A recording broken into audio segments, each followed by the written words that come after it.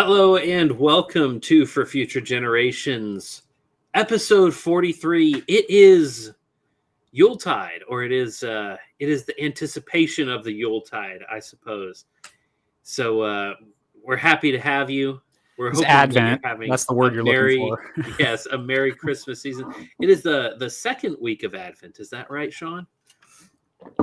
Sunday was the first, so Okay, so tomorrow will be the second week of Advent. Yeah. But we are happy to have you along for the ride and having a great old time. I mean, I've got a little bit of a cold. You all might be able to tell or hear that I sound a little stuffy, but I am Jeffrey, and I am joined as always by Sean. Sean, how are you, man? I'm doing okay. I thought I had heard a vocal cord or something earlier this week, so if I start getting really hoarse, that might be it. My problem is when I drive, I do a lot of driving at work, and I'll play songs that are very challenging to sing. I'm not going to not give it my best. So yeah, there's nobody there to hear you if you mess up.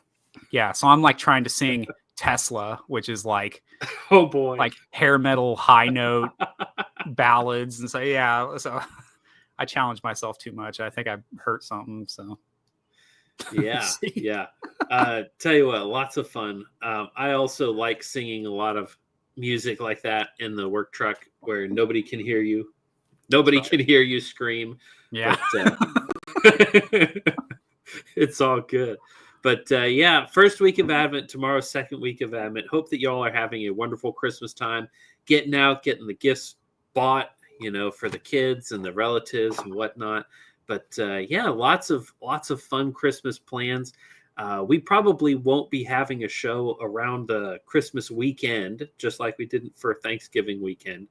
We are a small budget, no budget group, but we look forward to the Advent season, planning up to it. And then remember, Christmas is also a 12-day holiday, right? It goes all the way through to January. So don't give up. The day after Christmas, it's still Christmas. Yep. But anyhow, the name of the show is a little bit of clickbait, folks. Some of you who may have fallen for it. War on Venezuela? Question mark, question mark, question mark. Ah! Are we going to war? Are we going to war, Sean? I don't know. Sure, why not? They won't call it one. They'll call it a military operation. Why not? That's right. It's a special military exercise, right? But no, it's there has been no war declared. There has been no war declared. There will not be a war declared, even if we actually go into some sort of actual war. Trust me, bro. Not going to happen. We haven't had a war in Sean. What was the last official war that we've ever had? Do you remember? Was it wasn't it Korea? Was it the Gulf War? Was that one actually ever declared? I don't think that was a war. I think that was I think that was just a special operation. Special operation. I mean, they call it the Gulf War, just like we call the Russo-Ukrainian War a war. But it's not technically a war. You know what the difference is between a war and a special military exercise? About 20 years. Yeah. A special military exercise doesn't need congressional approval. That's the true difference. Yeah. In my so for legal reasons, that's a joke. Because they give me a ribbon for going to Afghanistan. But it wasn't a war. It was a war on terror in the same way as a war on drugs. That's not really a war. Yeah. Do we hand that ribbon that you got, Sean? Do the cops in your precinct, do they all have that ribbon too for fighting the war on drugs? Yeah. You got a felony drug arrest. Here's your ribbon, dude. Yeah. Yeah, I don't think so. But no, there is no war in Venezuela. Instead, actually, what we have is a special military operation in the Gulf of Mexico. So early on in our country's history, not super early on, but early on enough, there was this idea that Europe will worry about Europe and the U.S., the United States of America, will worry about the continents of America. And this has been called the Monroe Doctrine. It was really I mean, it pre-existed Monroe. Lots of people wanted it that way, but that's when it really came in, was under President Monroe, when we assumed that, you know what, the new world is ours, and it's going to remain ours. So you're going to stay out of it, and you're going to leave it to us. Now, Venezuela, Mexico, Colombia, lots of these countries are having a lot of problems, and we're kind of the cause of some of these problems inadvertently, which is their countries are overrun by drug kingpins, by gangs, by violence, and these groups are funding their operations by selling drugs into the United States, and the United States taxpayer is the consumer. Well, actually, there's a lot of not, net tax takers who are also consumers of these things. But it's gotten to the point where things have gotten bad enough. Things have gotten bad enough. Trust me, that's what's going on. That Pete Hegseth, our Secretary of War, has determined this can't go on, and we are going to declare war on narco-terrorists. Baller. So, what is a narco-terrorist? Well, narco for narcotics. So these people are killing our kids with fentanyl, with booger sugar, with the devil's lettuce, all these bad drugs coming into our country, killing our kids. Nobody's dying from smoking weed, dude. Yeah. No, in the history. No, I heard about a dude who OD'd. He OD'd on weed, man. No, he didn't. No, that's not a thing. He OD'd on life, bro. No, some drugs are worse than others, but it also has a reputation for being a gateway drug. But sure. Honestly, that drug is mostly grown here. Other things are coming across the border that are more chemically altered. Specifically fentanyl. That has changed. Fentanyl. That is a fairly recent problem. Yeah. Well, what happened is there were some very interesting relations between the U.S. and China. And China at one point just was kind of like, hey, we've had it. You've done your last straw. And China has been propping up the drug business in Mexico for a very long time, my entire life. And those drugs come, they're originally, or at least the raw ingredients, are manufactured in China, shipped to Mexico, where they are fully synthesized and then make their way into the U.S. And at one point, China, we did something, and I don't remember what it was, but we did something that made China very upset. And so they just switched a lot of what they were doing into making fentanyl, knowing, this was with malice aforethought, with the intention of doing harm. And sure enough, it came over here and started killing a lot of people. But that's pretty much all coming from Mexico. Venezuela doesn't really produce fentanyl. What they do produce is cocaine. They do produce a lot of cocaine. And the other thing, Venezuela, Sean, help me out here. What else is Venezuela known for producing?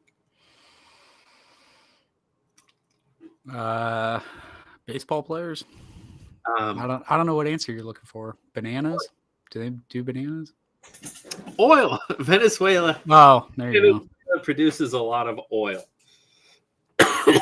And that may or may not have something to do with this, but I'll get into my spicy takes kind of at the end of the segment. But let's start off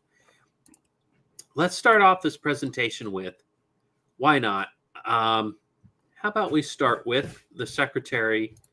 Well, instead of the Secretary of War himself, we'll go to him next. Let's start with the U.S. Southern Command. So U.S. Southern Command, evidently, we'll click over to this. Now, I'm not a big military guy. I don't know a lot about it, but evidently it's the official account of Southcom. So most people have heard of SOCOM, right? Special Operations. Well, Southcom oversees U.S. military activities in Latin America and the Caribbean. So, that makes sense. Yeah. So if if you have any questions for them, I'm sure Oliver North would be happy to answer them. But on December 4th, at the direction of Secretary of War Pete Hegseth, Joint Task Force Southern Spear conducted a lethal kinetic strike. They shot it on a vessel in international waters operated by a designated terrorist organization. Okay, so they've done their homework here. All right, they know who owns the boat. It's in international waters. It's not in Venezuela waters. All right, and like it or hate it, the U.S. If it's international waters, that's a way of saying it's our water.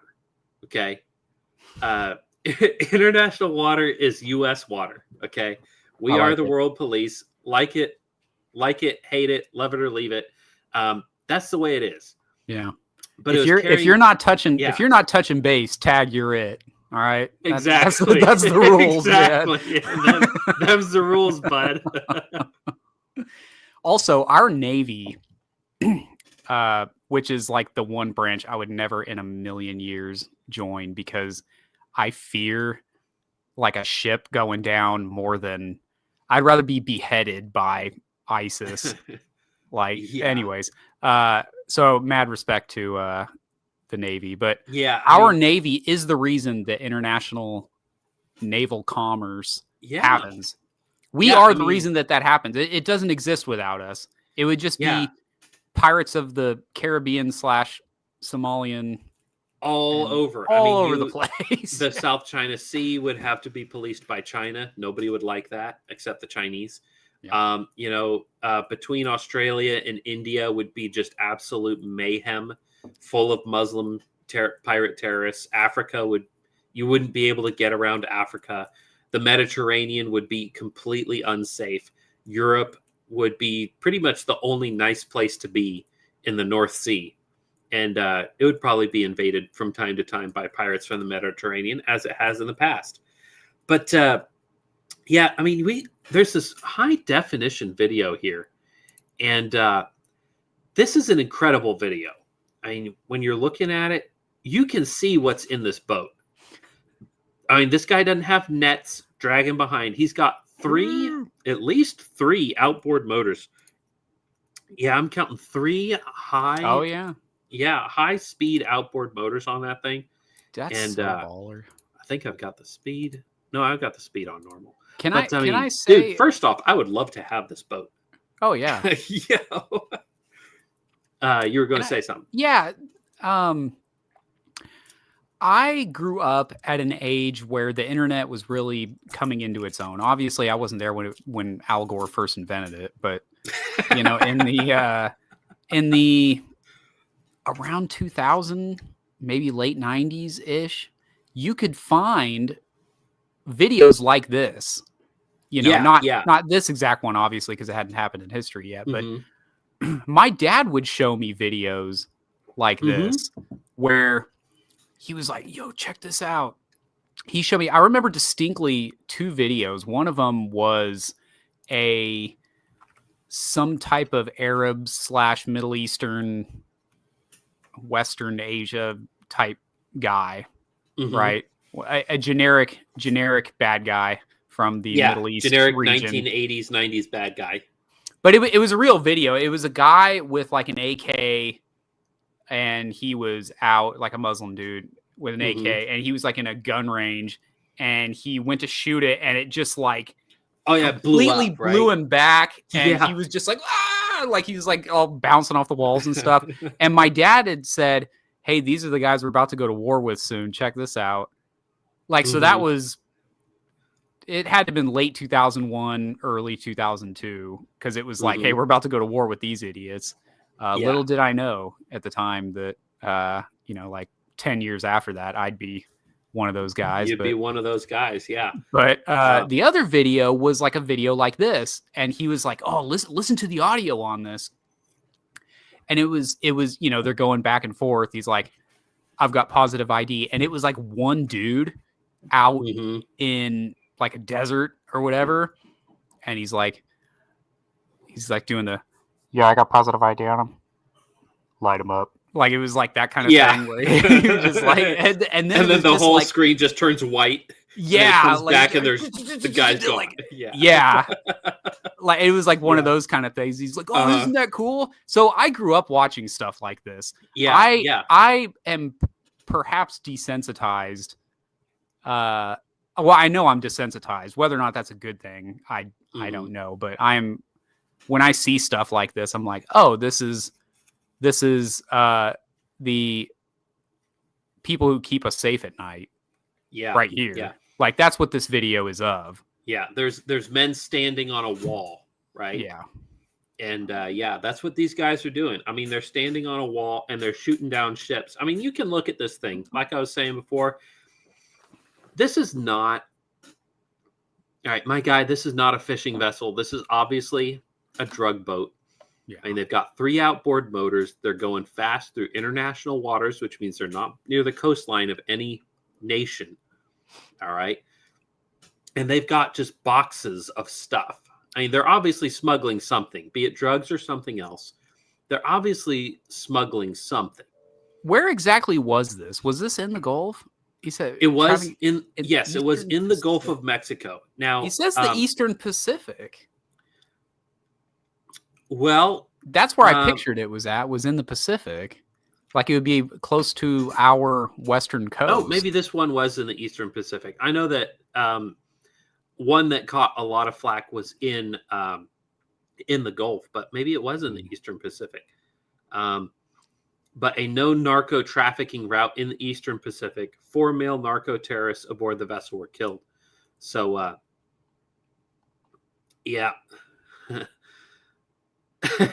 good meme. Like it. Kudos to that. I'll drop a like. That's cool. Very good. But hit it again. Hit it again. We're going to talk about that. We are going to talk about that glass. For sure. But here is Pete Hegseth, our Secretary of War, and he was kind of memeing on this. People were fussing about him doing this. You can't be shooting these poor drug runners, and he posts this meme. Franklin blowing up drug cartels. Yeah, these back guys with their area clear. Yeah, and I mean this is actually a pretty accurate depiction of what these boats look like. I mean, they've got waterproof packaging, shrink wrap packaging, huge fuel cells just stacked across the boat. I mean, this is what these boats look like, and you see them all the time in footage. They've got the guys dressed up as Apache Chief from the Super Friends with the red bandana. Yeah. I don't know why they all look like that, but that's such a classic, like, bad guy look. Well, I think what it comes to... Oh, look, somebody's already grifting on it. Yeah. He's got a photoshopped thing on top of a black t-shirt. He's like, come buy it from me. Buy it from me. So, yeah. And what? But Hegseth posted this, and the creator of Franklin, a French Canadian artist, came out and just absolutely threw a hissy fit about, you can't be using my stuff like this. This is one of the things we're going to see a lot with AI, is people getting really upset when you start making fan art or parody of their stuff.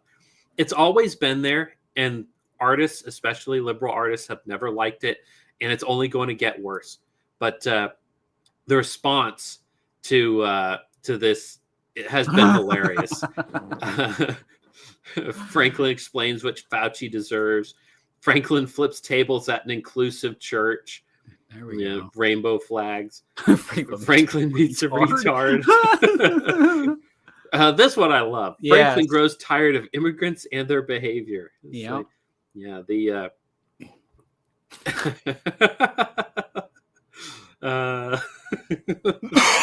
Franklin meets Joe Biden. Joe Biden's sniffing him. Franklin gets a new job. He's deporting. Yeah, he's deporting Department Dora. of Homeland Security. Very good. Yeah. And there's Mittens and Swiper. No, Boots. Boots and Swiper, watching. Man, it's been years since I saw that show. That show's been around since I was a kid. That's how long that's been on the air. Franklin guards the women's locker room. No, sir, you can't come in here. And yeah, fun stuff. But I love seeing when things like this, I love seeing leaders that have just a sense of humor. You know, Hegseth just like, oh, you're going to throw a fit about this here. Let me do something a little funny. And no, you can't post Franklin memes about blowing up drug boats. Yeah. But anyway, so let's get into the New York Times talking about this. According to 5 U.S. officials who spoke separately and on the condition of anonymity, anonymous sources say, to discuss a sensitive matter that is under investigation. Ooh, anonymous sources say investigation. Yeah, nobody cares. Do you believe it? Do you believe it? I don't believe it.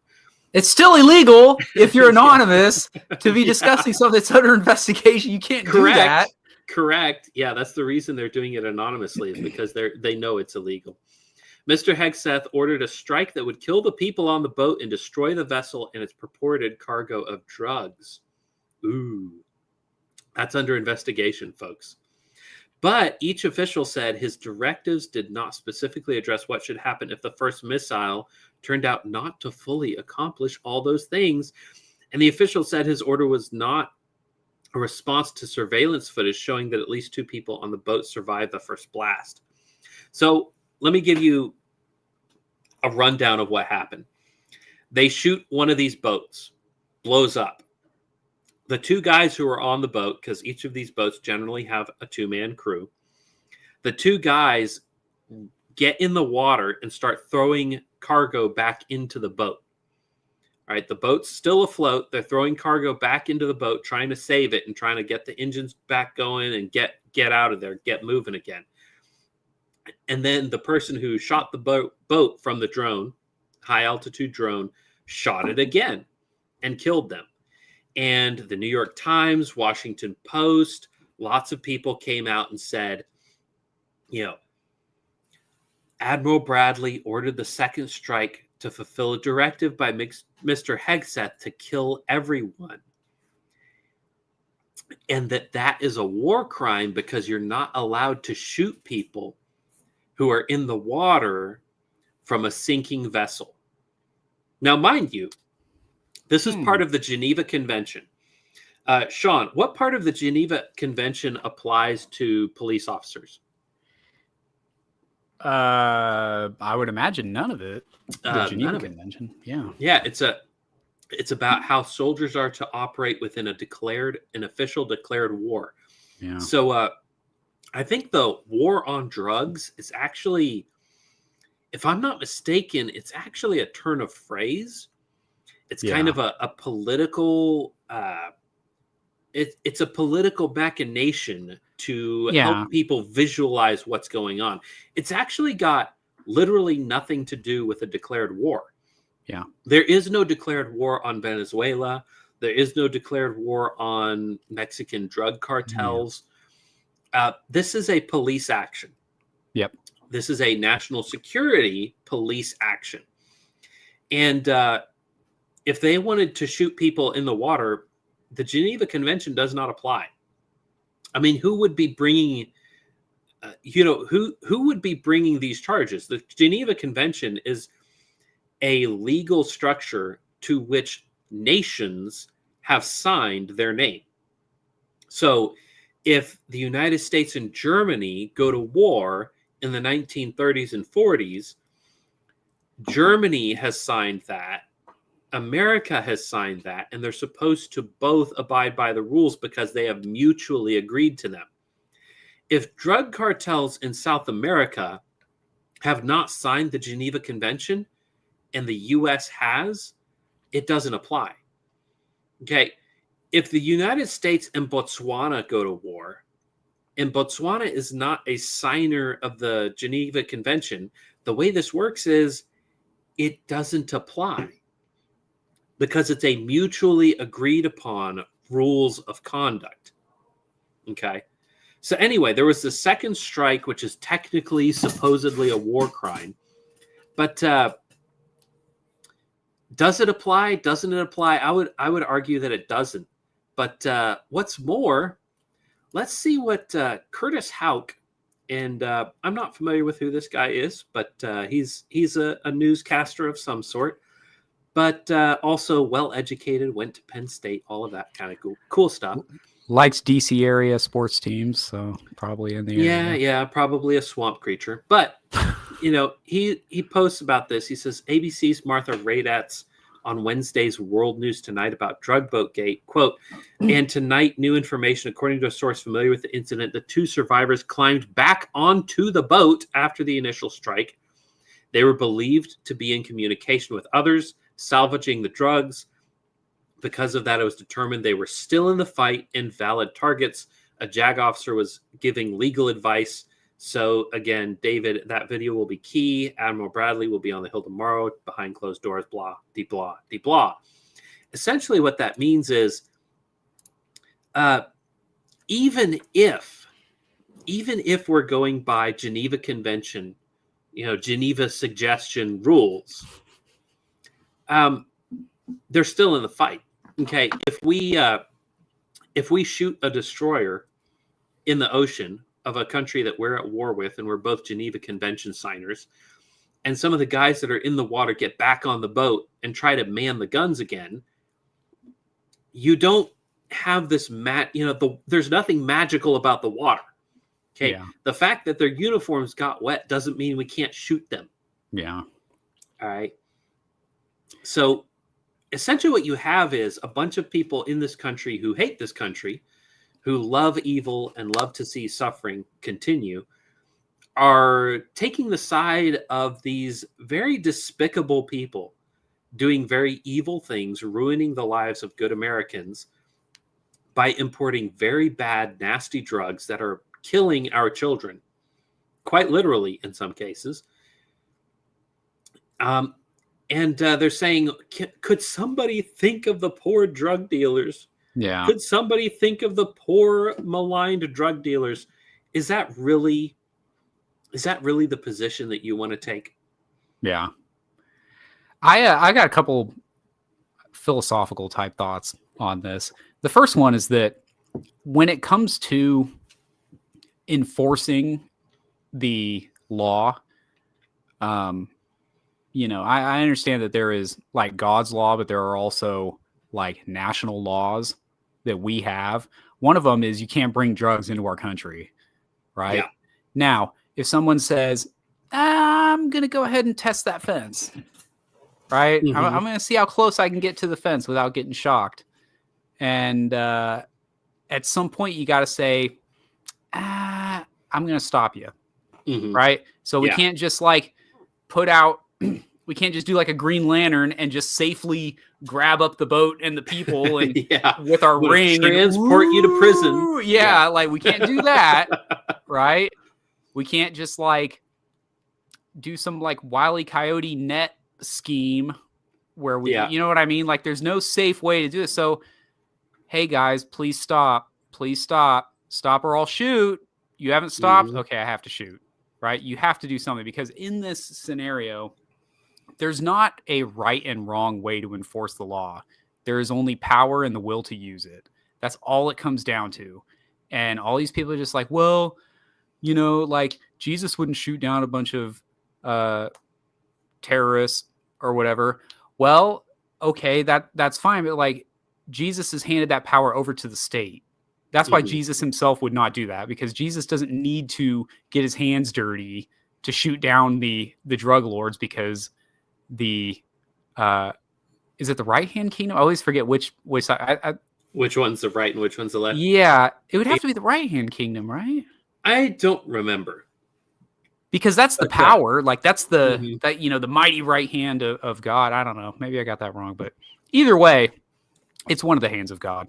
And that's their job. That is a job of our police at the on the home front, and that is the job of our soldiers. 12. Yeah, it's a job of our soldiers elsewhere. Now, historically, those two would be the same thing. A centurion at home is the same thing as a centurion in another, in the Teutoburg Forest or whatever that was called. Teutoburg Forest. Yeah. Where are my legions? It's the same guy, right? So there wasn't military police because everyone in the military was the police and the military. Mm-hmm. Like you were just everything. And so now we have it separated, and that's probably a good idea. But the other part of that is that, do you know off the top of your head, I knew this before the show, but I went and Googled to make sure, when the original Geneva Convention was ratified?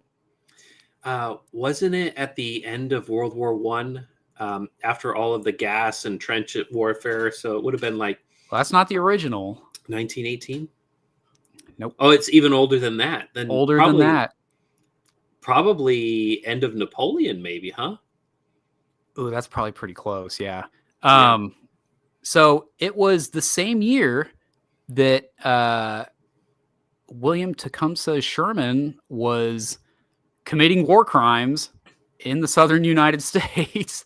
Wasn't the United States at the time, during the Confederacy. The ununited States. Yeah, he was stealing food from women and children and burning down their supplies. Burning down entire cities. Yeah. Mm-hmm. Civilian housing. Yeah. Pulling up the railroad tracks so that supplies couldn't get to the POW camps, which is why Anderson something. What is the only war crime that either side was actually like legally held responsible for?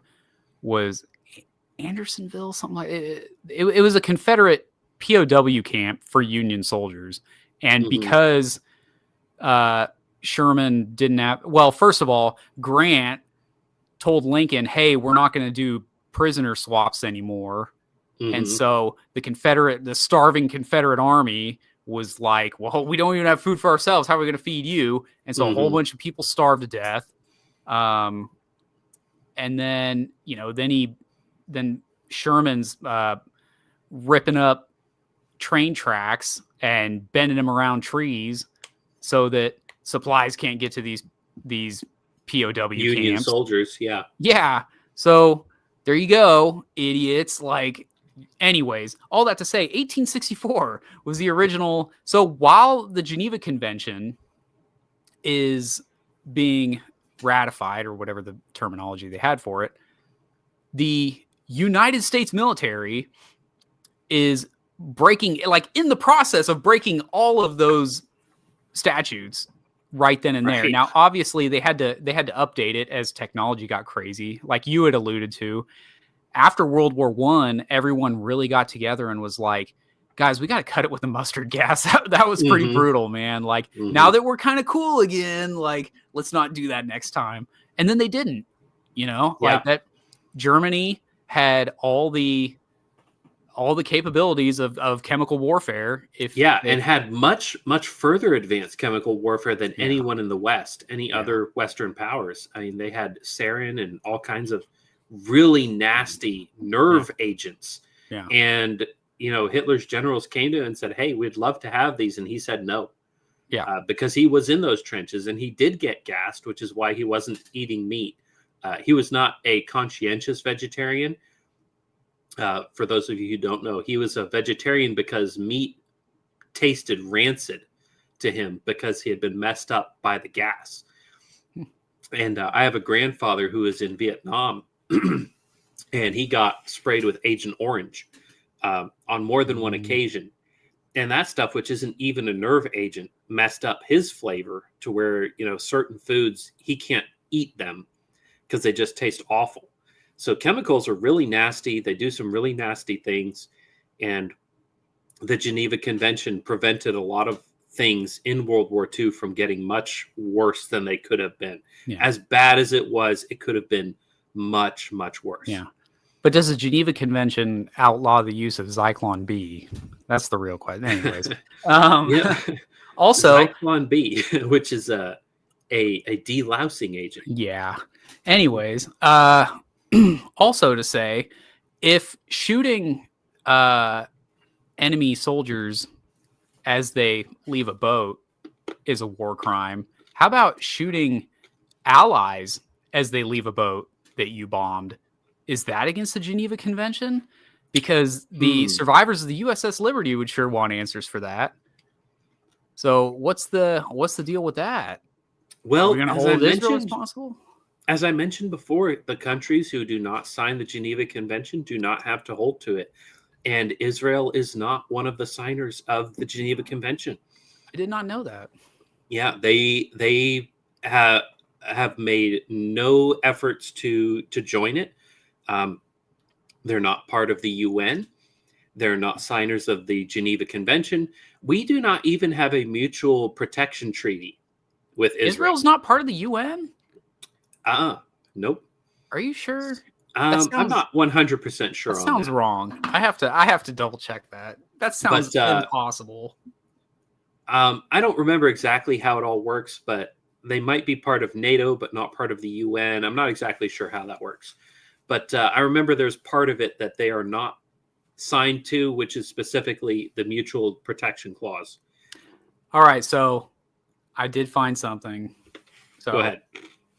Israel is a party to all 4 Geneva Conventions of 1949. Israel ratified the conventions on July 6, 1951, and they are legally binding on the state.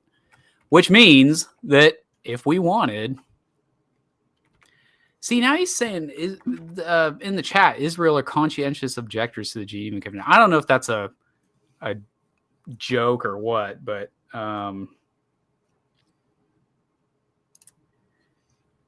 All right, so Israel is a member of the UN. Let me see about NATO. Yeah, that's how it is. So Israel is not a member of NATO, but it is part of the UN. Okay. So yeah, the part that is important, which is the mutual protection stuff, they're not part of that, which makes sense because it's the North Atlantic Treaty Organization, right? Mm-hmm. Israel's not in the North Atlantic, but neither is Brazil, but Brazil's a member of NATO. And I think there's even a few Asian nations that are members of NATO now. Japan, if I'm not mistaken. So it started out to be mostly, North Atlantic is essentially just a way of saying Europe and America. Yep. And Canada. Yeah. The United States, Canada, and Europe, and non-communist Europe, because non-Australian white folk. I think that covers it, right? Yeah, that would be it. Not New Zealand or Australia. Which New Zealand? New Zealanders, we love you, but you're just Australians, okay? Yeah. To us, you are Australians. I'm told it's not a real country. This was an interesting thing somebody had written. While Israel is a party to the conventions, the Geneva Conventions, it has historically disputed their de jure applicability to the territories occupied after the 1967 Six-Day War. That includes the West Bank, East Jerusalem, Gaza. Right. The international community, the International Court of Justice, and the International Committee of the Red Cross overwhelmingly maintain that the Fourth Geneva Convention, which protects civilians in occupied territory, does apply to these areas.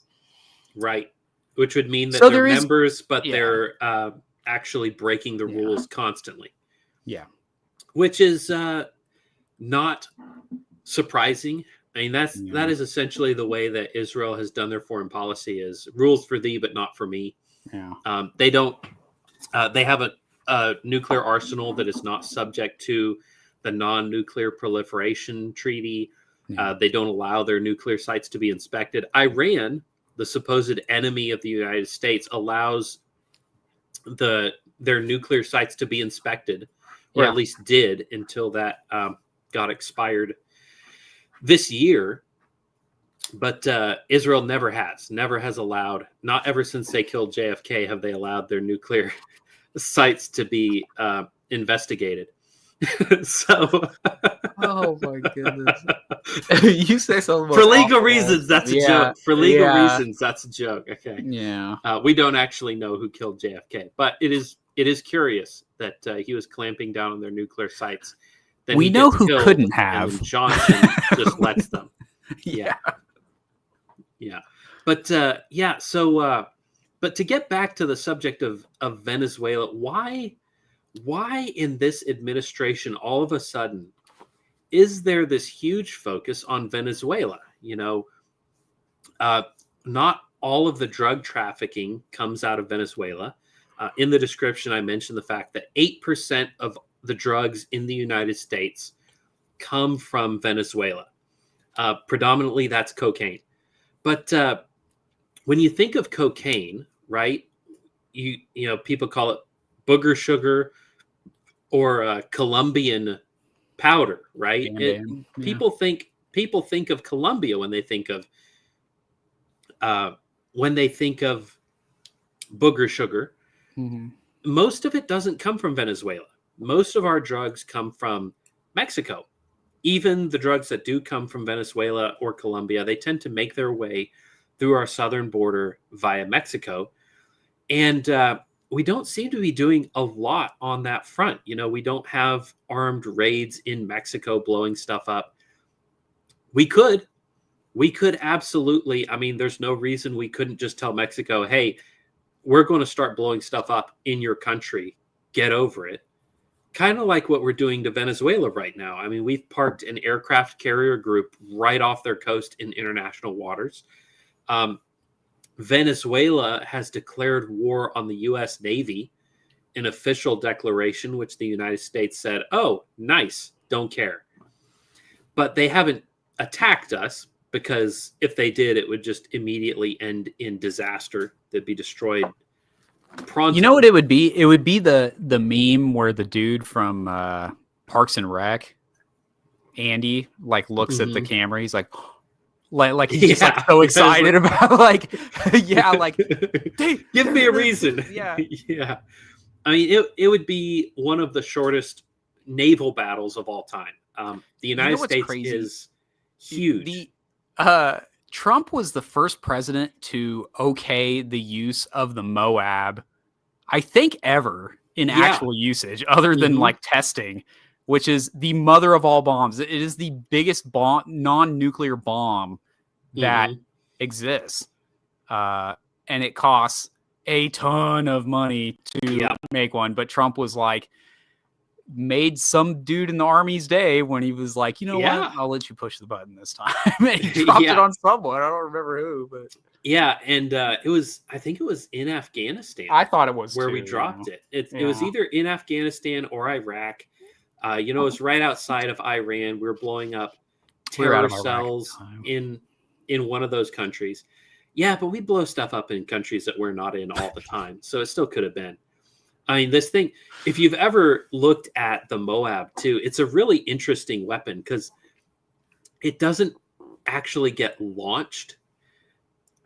They put it on rollers and push it out the back of the airplane. And then it just kind of picks up the wind, and then it's got fins on it, and it kind of becomes, it achieves its own velocity through gravity, guides itself, and it's a guided munition.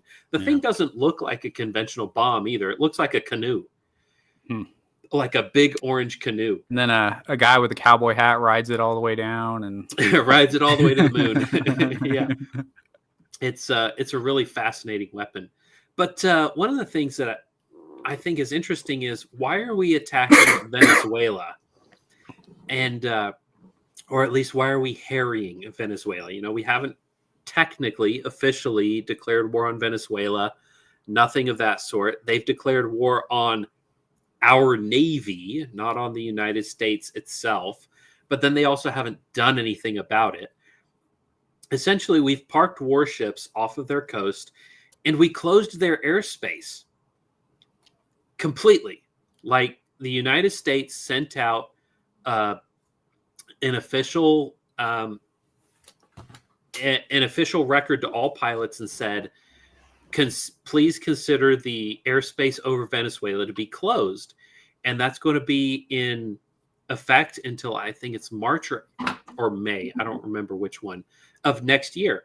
And I went onto the pilot tracking website, and sure enough, no airplanes over Venezuela. We closed their airspace. So we shut down their airspace. We're blowing up boats that are part of their economy, although not official state boats. And we're doing all of these things to make them really, really mad. And some people might be wondering, what in the world is going on with Venezuela? Well, our Secretary of State, Marco Rubio, he is a Cuban American, as is Ted Cruz, right? Cuban American, and one may presume, often with people who have this mixed heritage, that they still have some love for the old country. I mean, I am a German American, and I have some love for the old country, but I am 2 generations removed from my most recent German ancestor, like full German ancestor. Marco Rubio and Ted Cruz are not. They are 1 generation removed. They're even closer than I am. And they still have first cousins over in the old country underneath what is effectively still the Castro regime. And one of the closest allies of communist Cuba is communist Venezuela. And I see what's going on with the U.S. and Venezuela as a way, and this is me getting a little, as it were, conspiratorial, although I don't know if, this is not me saying that the conspiracy is necessarily a bad thing. But maybe these people have a mixed reason for wanting to isolate Venezuela from her allies to ruin her economy. If you remember, in the first Trump administration, there was a big protest movement where we were trying to get a guy into office in Venezuela against Nicolas Maduro. There was an election. It was obviously fraudulent, as pretty much every South American election always is. And North America, unfortunately, is not free of these problems either. But when that election took place, there were mass protests in the United States. Our news media was covering it. There was de facto support of these from the Trump administration. We even had 4 American soldiers on the ground in Venezuela trying to support this overthrow of the Venezuelan government. And it was eventually it was a failure. Our servicemen came home.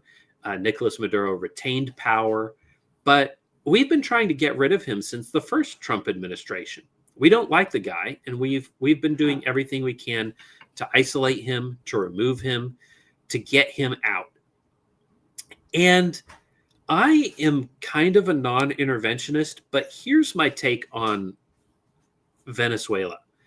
Venezuela is our backyard, and it's part of our domain. The Monroe Doctrine is North and South America are our responsibility. Europe isn't, Middle East isn't, Africa isn't, but North and South America are. Which means that if we feel like, for national security reasons, we would be happier with somebody other than Nicolas Maduro or the Castros in Cuba being in charge, if we take action to change that, that's not something I'm altogether against.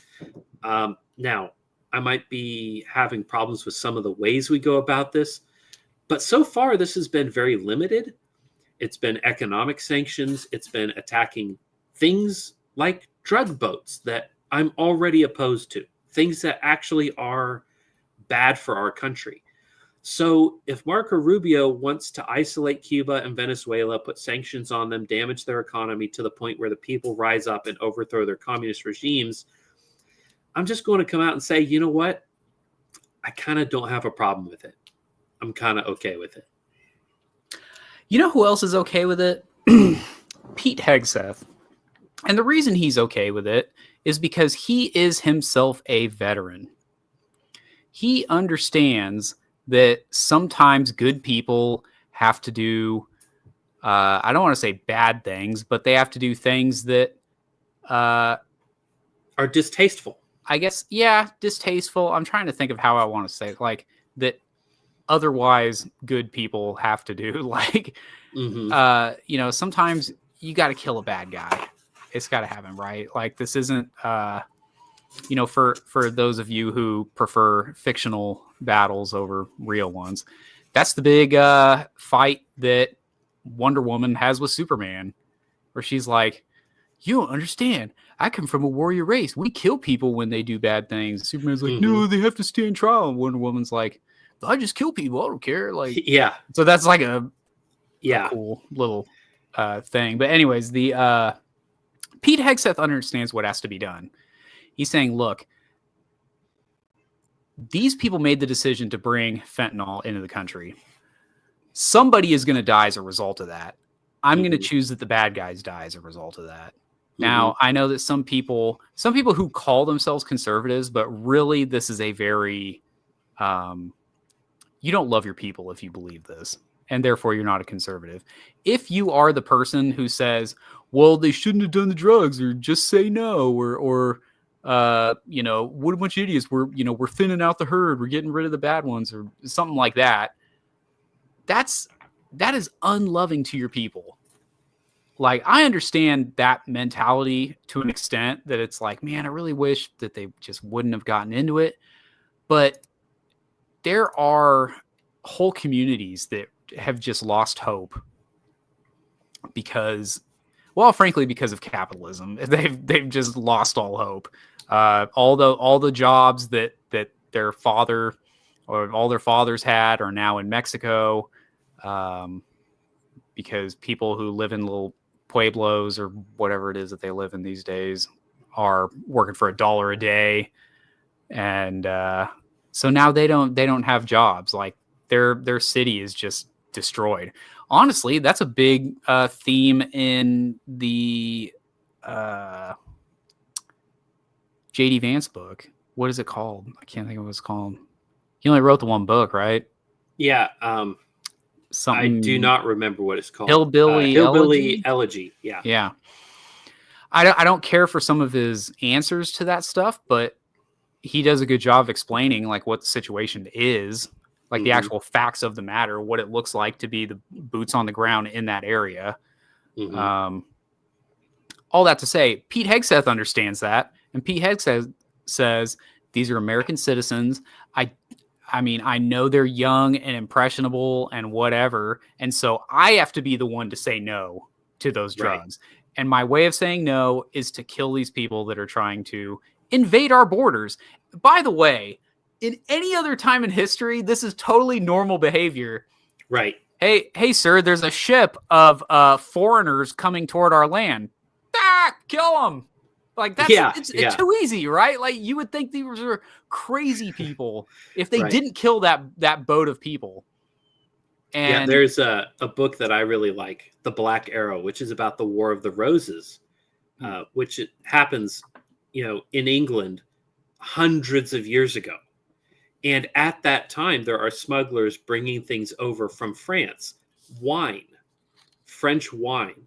And one of the plot points is he gets a boat and moves his little army, his small little army, from one part of England to another. And one of the things he's wary of is he doesn't want to get too far out into the ocean and lose sight of land, because if he gets apprehended by one of these ships that are roving the channel looking for smugglers, they could very well attack his ship because they're thinking that it's smuggling French goods, French wine, alcohol into England. This has been normal for every country. There have always been smugglers, and nations have always killed smugglers. And it wasn't until we had this modern post-war consensus open borders policy where it's like, oh, well, you can't just kill them. You have to make them stand trial, and you have to do this and that. None of this was common in the past. If you're from another country smuggling things into my country and I catch you, I'm going to hang you, right? That was normal throughout all of history for a very long time. And there was no trial. It was like, hey, I caught you. I'm not taking you to the magistrate. He's not going to listen to your story, and we're not going to call up witnesses. It's like, no, I caught you. we're going to hang you. We're going to steal your goods. We're going to take your ship. I'm going to, sell it on the open market and give all of my guys a bonus. And we're all going to be very happy. Thank you very much.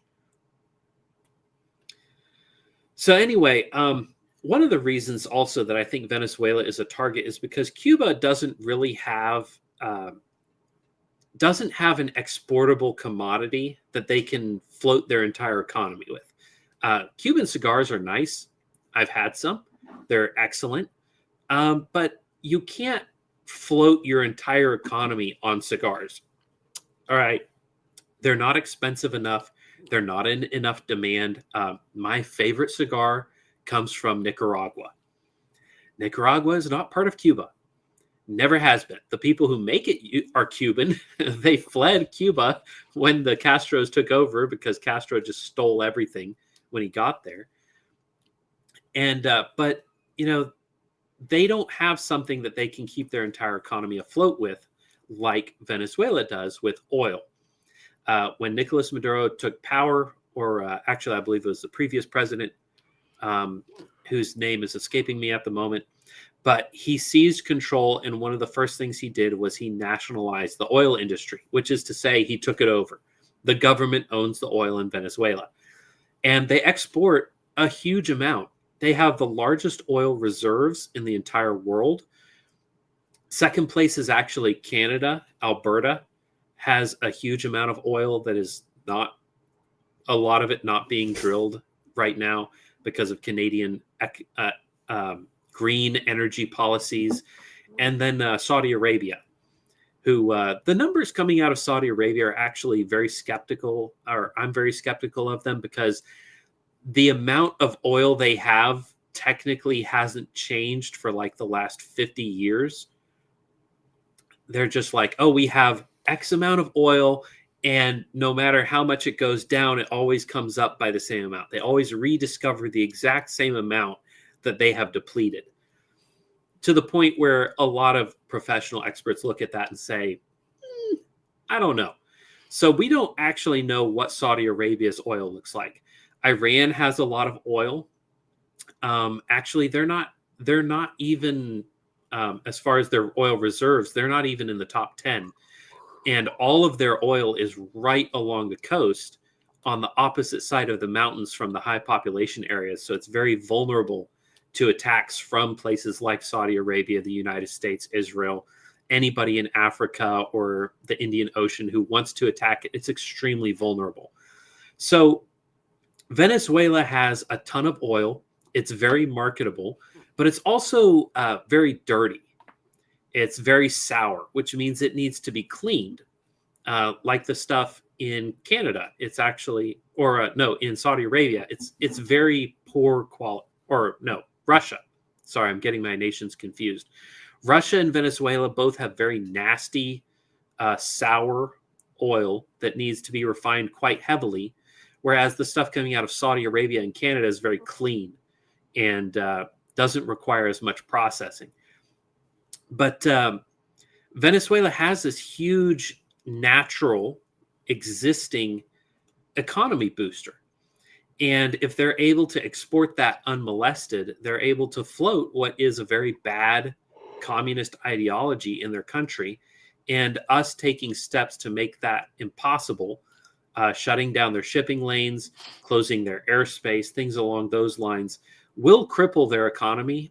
And they won't be able to just kind of let it fly. Eventually, they're going to have to do something about it, which is why we're doing it. Japan attacking Pearl Harbor happened because we stopped all the countries from shipping steel to Japan. The United States and Canada were shipping huge amounts of steel to Japan because they don't have native steel production. And they needed that iron to run their war machine. And eventually they just said, you know what? We can't continue with these kind of sanctions, with you blocking those shipping lanes. So we're going to do something about it. They did something about it and learned to regret it very much. And I foresee something along those lines happening in Venezuela if Trump is allowed to continue this policy, if Hegseth and Rubio continue harrying the borders of Venezuela and making their life miserable. I think that we're going to see an escalation But at the same time, I don't necessarily think that that's a bad thing. We're mowing the grass in our own backyard, and I don't have a problem with it. Yeah. So that's my hot Because take. if you don't mow your grass, then you're going to end up with a bunch of rats hanging out in your And a grass. bunch of weeds. Yep. Yeah. You're going to have weeds growing over your fence into your back porch. You're going to have rats. You're going to have snakes. Yep. And they're going to make their way into the house eventually. Yep. If you have nothing else, I do have one last thing. And Go I ahead. think it's the thing I most wanted to talk about. I have talked about this with some people, and I've gotten a lot of pushback, interestingly enough, but it has to do with the concept of disobeying unlawful orders. That has taken a huge center stage in this whole controversy. And you have people in Congress telling the United States military to disobey orders from either the Secretary of War or from the president himself. And I got a couple of thoughts on that. The first one is this. When I was in basic training, it was would have been earlier than that. Maybe the spring of 2009, something like that. Spring or summer. Felt like the worst summer of my life because it was South Carolina, but it was awful. Very humid. President at the time was Barack Obama. And I had, it was a part of basic training where like all the drill sergeants for the company had us all together. We were doing this kind of like classroom type session thing, and they were teaching us the chain of command, or how to think about the chain of command, probably more accurately. Right. And they were saying the commander in chief, there's only one commander in chief, and that is the president. Right. So I don't know how much of a joke this person was trying to say, but it always stuck with me. He said, "Who's the commander in chief of Burger King? You better say President Barack Obama," right? Because that is the commander in chief. Doesn't matter what it's of. That is the chief commander of this nation. And there was a guy. It was asked, who's the commander in chief, and he stood up, and it was a black soldier, and he was just kind of like, Obama. And this black female drill sergeant was like, "Oh, is that your boy, Obama? Y'all are friends? That's how you just call him Obama? That's cool." And like she ended up like just lighting him up, but But she kind of gave this speech. I mean, basically all the drill sergeants jumped on this guy. Like, you will address him by his title. You are a soldier of the United States Army. That is President Barack Obama. Like, it was like this whole thing. And she stood out to me, this black female drill sergeant, because she gave like kind of the speech, and it changed the way that I thought of the chain of command. Because she was saying like, she kind of like calmed herself, you know what I mean? Like after like, I'm gonna kill you, like this whole thing. And she was just kind of like, okay, embrace my chill. She was like, I know the people on the news disrespect the president like that, but you will not disrespect the president like that. I don't care how you feel about the president. That is your commander in chief, not just the commander in chief of this nation, but yours. If you look it up, you can find every single person who is above you to the president of the United States.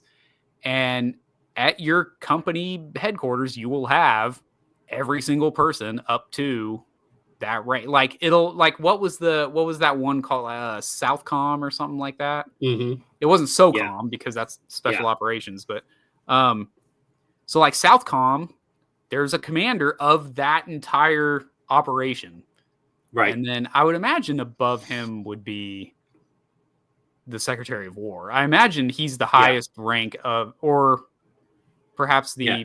There's probably one more general above him in the Pentagon, and then Pete Hegseth, who's over that.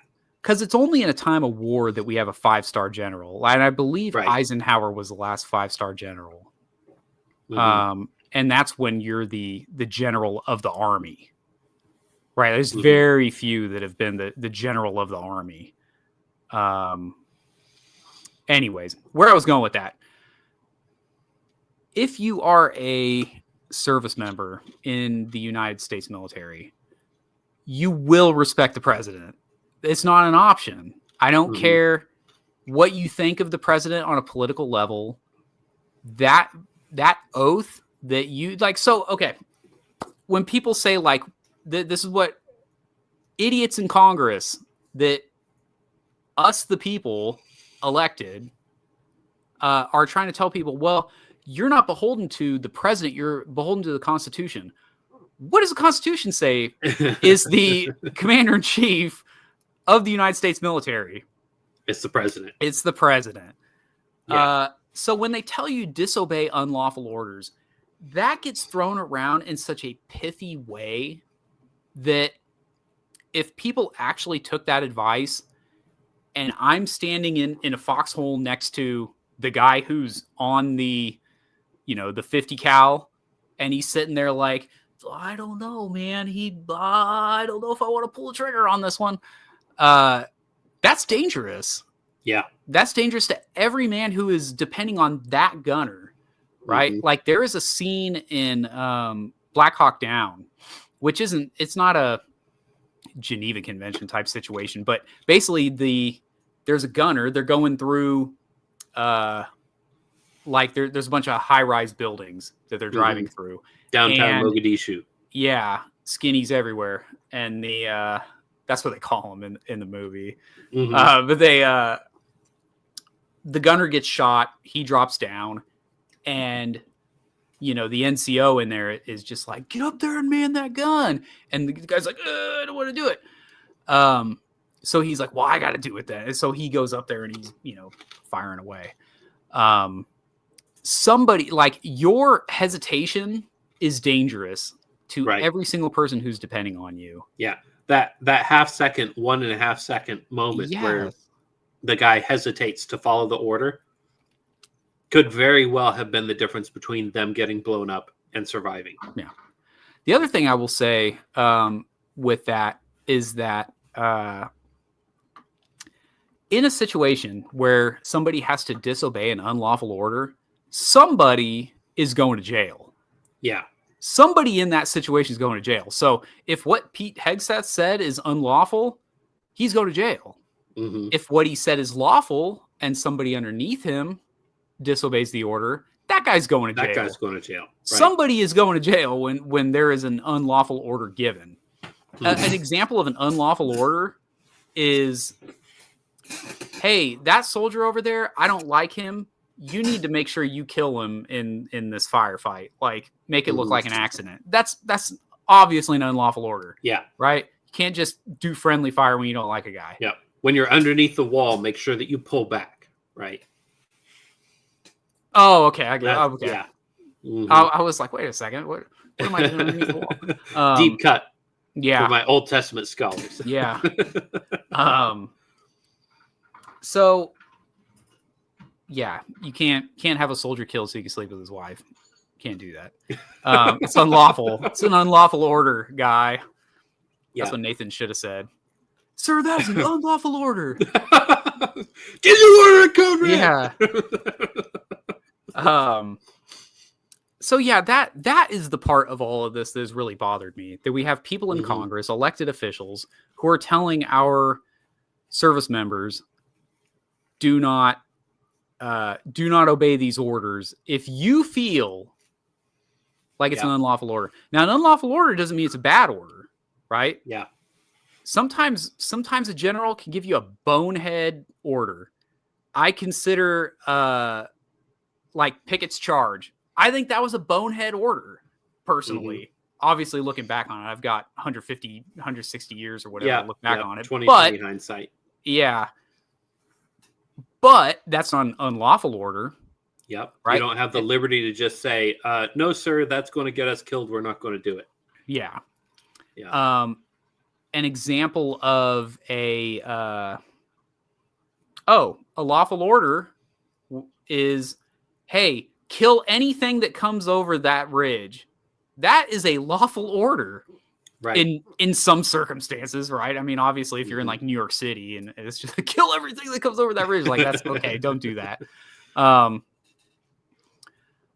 So it's just, yeah. And then a comment just made me think of another thing. Barack Obama, like I said, he was at the time the commander-in-chief of the United States, and he ordered a drone strike on an American citizen. Mm-hmm. Where's people getting up in arms over that? I got up in arms over that. Me talking with my NCOs in the chow hall are like, dude, what is going on with this country? Right? But I mean, that, if anything, is an unlawful order. That's an American citizen. Well, you know what? I have no love lost for Obama. Yeah. I think he was one of the worst presidents we've ever had. I think he was an illegitimate president because he was not a United States citizen. He was not a heritage American, never should have become president. Yep. A lot of people voted for him. He got into the office and he became legitimate through power. And that's another thing people need to keep in mind is one of the roads to legitimacy is by power. Might makes right, whether you like it or not. And when he commanded a drone strike on an American citizen, the man was in a foreign country in the service of a foreign army, which was de facto at war with the United States. I'm okay with it. Yeah, I get it. I'm okay with what it. I'm saying is he doesn't get a trial by jury if he's enlisted in an enemy army killing United States service members abroad. Now, I will agree with that. My point with all of that is if we're gonna play by the book, let's play by the book. Like don't. And that was my point. Is do not quote rules to men with swords. Yeah, exactly. If it was right then, it's right now. That is my point. Also, I will say this: the strikes that we showed you video of tonight, those strikes that has to be the most constitutionally legitimate operation our military has done since the last time we declared war, which I believe, I didn't second guess, it's got to be Korea, right? I don't think we ever declared war on Vietnam. I don't think we did. We had a draft. Maybe we did. I'm not exactly sure about how that all worked, but I do know that it happened before my time, so I'm not an expert on that. But I do know that a lot of these things during the Cold War, I mean, we were shooting down Russian jets. What? And I don't know that we ever declared war on Russia. You want to hear the craziest? Do you have a guess that you want to go for? The last declared war? Yeah. I wouldn't have gotten anywhere near this. I would say Mexican-American War. No, way further. Okay. Obviously, in World War II, we declared war. Yeah, that's true. That's true. Okay, so I'll just give the answer because you're just being a knucklehead at this point. These are the last. These are the last three. I'll give you the last three. December 8th, 1941 against. Right. 41 would have been against. You said December. That would have been Japan. Yeah, very good. Mm-hmm. We actually just had the next spring would have been Germany because it took a while. Actually, December 11th, 1941. So a couple days after Germany and Italy. Oh, okay. So it was pretty much right away. I knew it was later, but I thought it was later than that. Here's the last one. This is ridiculous to me. June 4th, 1942, against Bulgaria, Hungary, and Romania. That threw me for a curve, man. I was like, essentially, what? we're just sweeping up. Okay, yeah, all of Germany's allies in Eastern Europe. That's we declare war on etc. Bulgaria, Hungary, Romania. The world powers of Bulgaria, Hungary, and Romania. But since then, there's been no formal declaration of war. I thought for sure it would have been Korea. Yeah, I would have thought it was. Yeah, I mean, we were de facto at war with China. They were uniformed American soldiers, uniformed Chinese soldiers fighting each other in drawn battle lines. Yeah. I'm also shocked that Vietnam never had a formal declaration, only because we had a major draft. Yeah. A major draft, like on TV. Like people would tune into the TV for the lottery. Oh, your birthday's on this day. You're going. Guess what? Yeah. You're going to military operation special thing. Special military operation Not in a war. Southeast Asia. You're not going to die in a war. You're going to die in a special military operation in Southeast Asia. So don't worry. Yeah. Yeah. Crazy. I hate this, dude. I honestly, as a veteran, I really do hate this, though. I wish that the Constitution was followed, because the oath that we take is famously against. Yeah, it's against all enemies, both foreign and domestic. Right? Yeah. What is an enemy of the United States? I will defend the United States against all enemies, both foreign and domestic. What does that mean? Well, an enemy who is trying to invade your country, anyone trying to invade your country is an enemy. If they're trying to hop your fence, I don't care what the reason is, it's boom boom time. Like it is not second guessing time. It is not, well, they only had 1 foot on my lawn or whatever, right? Like, at least in the state of Texas, where we have castle doctrine, you can line them up. You don't need a probable cause. Is the fact that they're there. The thing about borders is they're like copyrights. If you don't protect them, they expire. Yep. All right. If you have a copyright or a patent on something, and you hold that copyright or patent, and you refuse to enforce it against people who are blatantly infringing it, you lose the right to that property. And we have cutouts for this in our own civil governance, where if I have like a deer lease somewhere in West Texas or Idaho or something, Montana, and I don't go there for 20 years, and somebody parks up on there and he starts, maintaining it, paying the water and electric bills, and he's paying the property taxes. And then I show up 20 years later, I'm like, hey, dude, get off my property. He can go to the court and say, look, for the last 20 years, and I don't actually know what it is exactly, but I think in Texas, it's actually 10 years, or it might even be 5. But he can go to the civil authorities and say, look, this is mine by right of conquest. This is mine by right of, I'm taking care of it, and he's not. Give it to me. Tell him to go away. It's mine now. And the government will find in his favor. They will say, look, you have squatted on this property. Yeah. It is now yours. Squatters' rights. And the same thing applies internationally. If the United States does not protect our border and all of South America invades our border, we will not be a country. Yeah. You only maintain what you defend. You only maintain what you maintain. What you enforce. Yeah. Mm-hmm. So that's my rant on it. I thought that was the most disgusting part of it, is that you have people, for the sole reason that they hate the president. Right. It's got actually nothing to do with policy. Yes. It has nothing to do with the actual strike. It's that they hate the president. They want that because they couldn't win politically. They have this. It's a fetish. It's not even the level of romanticization, which is I probably botched right there. But they're not even just romanticizing it; they are fetishizing it. Like they are getting their rocks both literal and metaphorical, off over the idea that the military is saying, I don't like the president, I'm not going to follow him. I'm going to stand with the liberals and we're going to march on Washington and overthrow this fascist. And like, just some crazy mental gymnastics that people do. It's insane.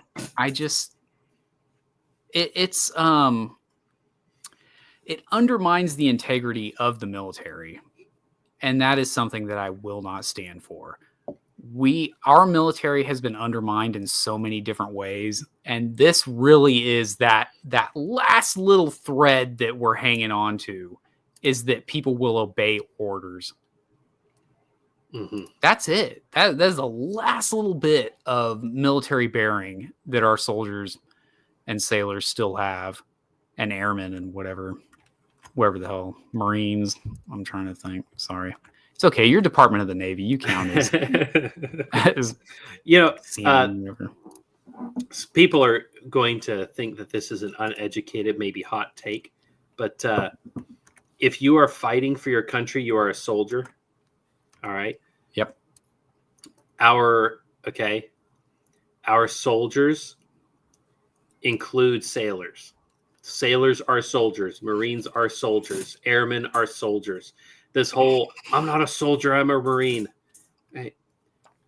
They're there now. Eat your crayons and go to bed. Yeah. All right. Yeah. You are a soldier. Get over it. Yeah. But, it does feel tired to say, well, what if the shoe were on the other foot? What if? But it is true. The reason it's tired is because it's true. Yeah. This would never happen if it were the other way around. If we had a Republican congressman explicitly telling soldiers to disobey the orders of the Democrat commander-in-chief, oh, dude, they would be being brought before Congress, before the Senate on charges. They would be being thrown out of office. They would be impeached. All of these things would happen, and it's because of a will to power. You only keep what you defend, and right now, one side is not fighting. The conservatives conserve nothing. I mean, Dabney talked about this, right? It's all in Dabney. Read Dabney, guys. Yeah, it is. Yeah. When you had said with the shoe being on the other foot, I thought you were about to say, well, how would you feel if you were trying to smuggle drugs into another nation and you got blown up? I was like, honestly, I'd be like, you got me. I know the game. Comes with the I territory. know the rules of the game, guys. Yeah, I knew what I was signing up for. Hey, I'm getting paid a lot of money to do this. Yeah. I knew the consequences, Yeah. When you sign up to go be a mercenary in some foreign country, in some foreign war, and you're killing a lot of people and a lot of you are getting killed, it's like, yeah, there's a reason that your take-home pay is like $1 million a year or something like that. It's like, because there's a very real, there's an extremely high likelihood that you're just going to get popped one day, and that's going to be that. Can I also just say that if I was smuggling cocaine into a foreign country, I would be so high on my own supply, I would not be in reality in that moment. Yeah, like I would probably be numb to the explosion to the consequences at that point. Yeah, I would be good. I would probably. It would make a good movie. It would make a really good movie. There's a great scene. I think the movie's called Collateral Damage. I'm fairly certain that it's an Arnold Schwarzenegger movie. Mm-hmm. And he's in like Colombia or something like that. And they're in some kind of situation where they're at like a cocaine refining type place. And there's a guy like stomping something as if it's like young Italian ladies with grapes or something like that. He's doing something like that. Like, I don't know the full process of how to get cocaine, but he's like doing his thing. And there's a scene where there's like suddenly like explosions and people are shooting at each other in this place. And like then it just cuts to this guy and his eyes are like this and he's doing this little dance like thing, but he's just doing his thing as if nothing around him is happening. Yeah. Like, I've got a job to do and that doesn't concern me. Yeah. I would be that guy. Yeah. That'd be the place to be. I gotta find that clip again because that was I'm hilarious. out of it. My dad was like falling out of his chair when we were watching that. Back when Netflix came in the mail and we were watching that movie together. Man, the old Arnie movies from the 80s are classics. This one was like early 2000s, but they're just like they're great. Yeah. Anyways, when YouTube was young, I'd watch all the old Arnie movies. It was a glorious time. If we're done with this topic, let's hit comments. Yeah, let's hit comments. Let's hit the chat and see what's going on. Let's see. We got John Barsoom says, "Guten Abend, mein good friend." Good to see you, man. Reformed Rogue, along for the ride. He says, "Good evening, sir. Glad to have you. Thanks for coming." Sir Vilder, you're a nerd, Godfrey. If he's referring to the fact that I know things about the Moab, military weaponry is one of the things that I kind of geek out on. It's cool stuff. The only thing stronger than my libertarian ideals are my love for extreme violence and military weaponry. Inside you, there are two wolves. One is a non-interventionist, and one wants to see things blown up. One is an extreme interventionist. Yeah, one is an extreme interventionist, and one of them wants to see what a nuke looks like in Iran. Does it really become glass? That I would honestly like to know that. I would like to know. We always talk about that's like such a military joke. Like, oh, we're gonna make a glass parking lot out here. Like, it's like, would it do that? I'm very curious. What does happen when a nuke blows up on sand? You know, do people actually pop like popcorn? I want to know.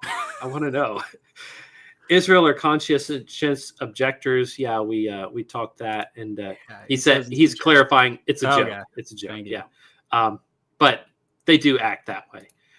Yeah. Skinnies, that's racist. Yes, it is. Get over it. Yeah. If your soldiers are not being racist in the country to which they're deployed, are they even soldiers? I mean, if we deployed soldiers to the UK, where racially we are fairly homogenous, there will be racial slurs that they are using for Englishmen. Okay, I will give you an example. How do I want to put this? Yeah, careful. We are on YouTube. I don't want to obstacle myself. Okay. I had a situation where a French person was involved. The worst. I was having to work with a French person, and when this gentleman was out of the room, someone was struggling to remember their name, and I'd say, "Oh, Frenchie." Right. But in her eyes, she's like, "You can't say that. What? Why are you talking about?" It's like, dude, that's like we've always called them that. We've always called them. We have so many like harder slurs than that for the French. To call them Frenchie, like that's my favorite endearment. Yeah, my favorite slur for the French actually comes from The Simpsons. Cheese-eating surrender monkeys. I always thought frog was a funny one. Frog's a good one. Just call them frogs. Do you know what the origin of that one is? It's an old one, too. It goes all the way back to the 1700s. Do you know what the origin of calling French frogs is? The way they laugh. That's also a Simpsons joke. No, it's just... or they all... Yeah. They eat frogs. Yeah. That's it. Like that, call them frogs because they eat frogs. It's like, frog legs are delicious, though, by the way. Yeah, I had them once at a Cajun restaurant. They're good. Fantastic. They're good. Tastes like chicken. Literally tastes like chicken, dude. You would not know the difference. It's very tender. Same restaurant. I also had alligator. You know what else tastes like chicken? Alligator. I would imagine most things taste like chicken. It's interesting because the texture is very different from chicken, but the flavor is just like, man, that's fried chicken. I was having fried alligator, and it was like, if you told me this was chicken, I'd be like, huh, it's a funny looking chicken, but it tastes good. John Barsoom again says, yeah, it's cool to defy the commander-in-chief, but you can't defy the JAG officer watching your drone strikes. Right, exactly. It's like, what world are we living in where it's like, no, commander-in-chief, I don't care. But the JAG officer, the lawyer in the room, he's got the real power. Well, and that goes to something. I was talking with a friend. He actually is a friend. We were in college together. He was a philosophy major. He was actually like a double major. He was philosophy and theology. Smart guy. Which is he's definitely book smart for sure. Mm-hmm.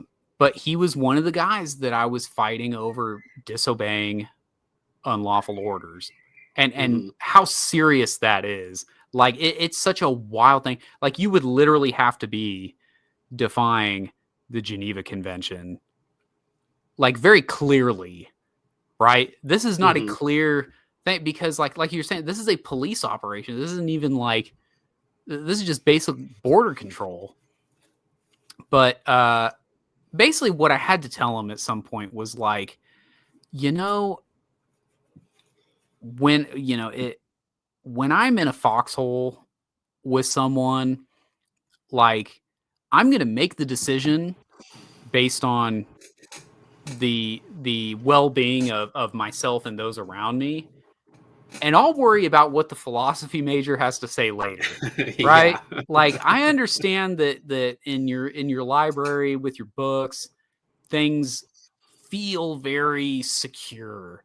Right? Mm-hmm. Like everything's very black and white. I wouldn't do that if I was in that position, and no one else should do that.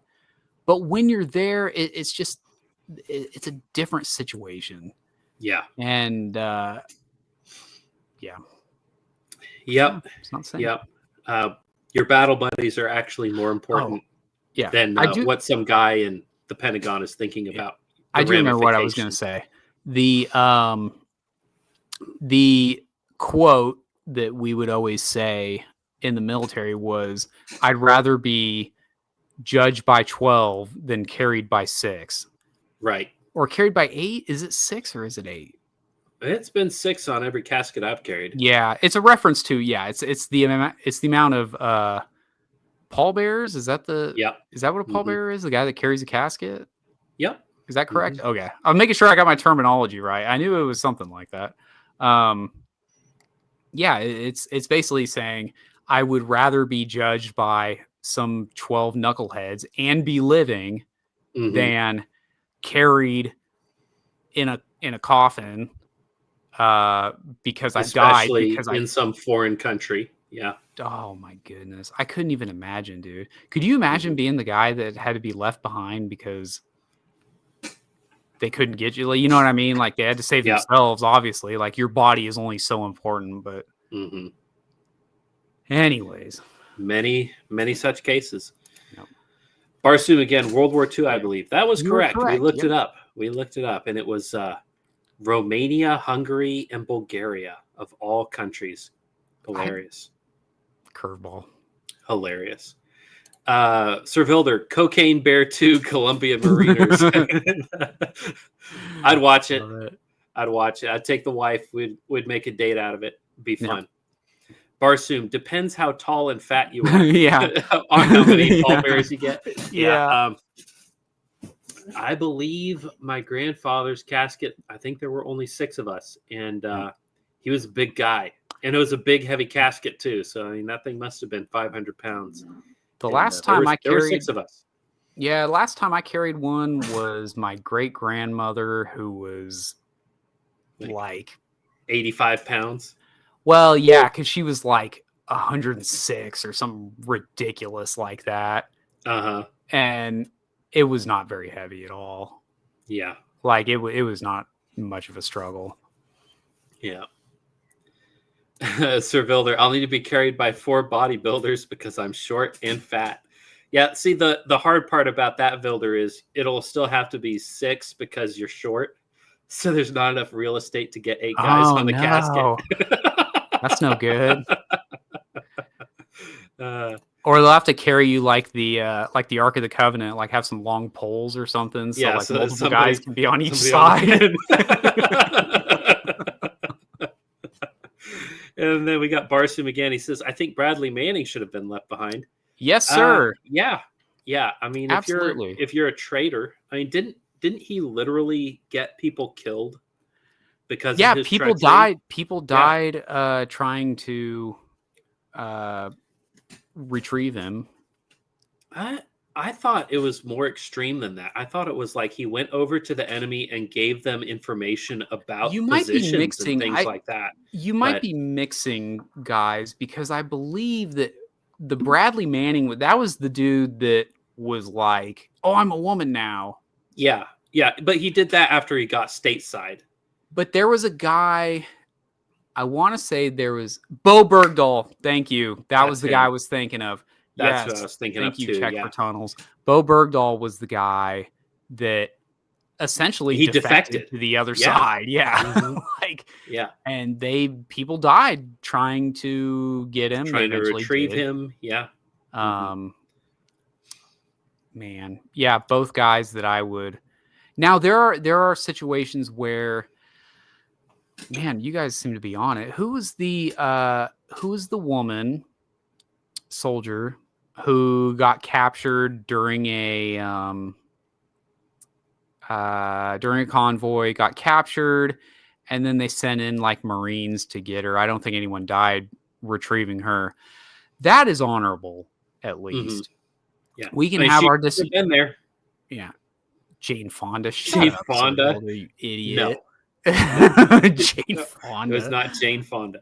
Oh my goodness! What are you doing to your neck in your profile picture, dude? Like, I think he's trying to show his bicep. I'm not real sure what's going on there, but he's got to move the head out of the way because the bicep's so big you can't see it.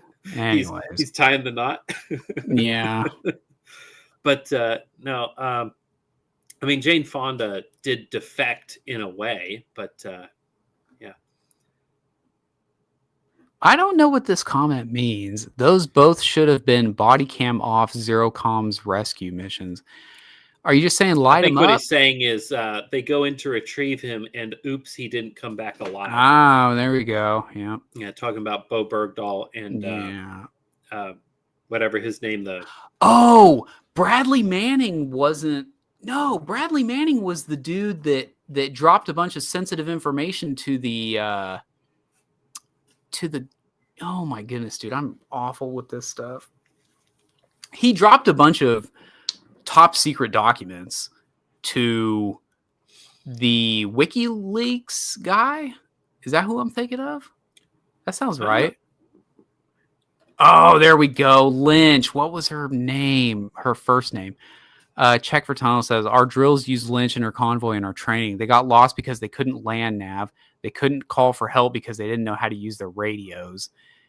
And they couldn't defend themselves because they didn't maintain their weapons. Yeah, man. And from what I remember, they were personally, I think women on the front lines is a great idea and has no drawbacks whatsoever. Yeah. That, women and minorities on the front lines, that's where it's at. No consequences. It's perfect, man. I don't know what you're talking about. I imagine the Marines that showed up and rescued her were like, look, let's address the elephant in the room. You owe all of us personally. So we're going to each take our turn. And, I don't know. I don't know about that. Body cams off. Let's make this happen. Redistributive justice.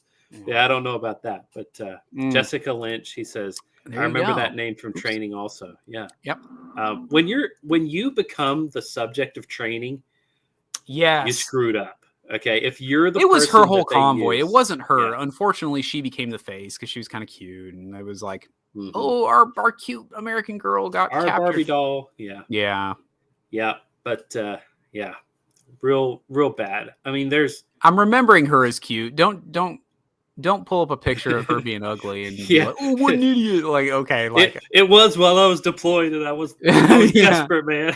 Yeah. It was a long time ago. I don't exactly remember. Anyway. All right. Well, let's get back into the show. We've been dabbling in the comments. Yeah. But good time. We're going to talk about some nonsense from Doug Wilson.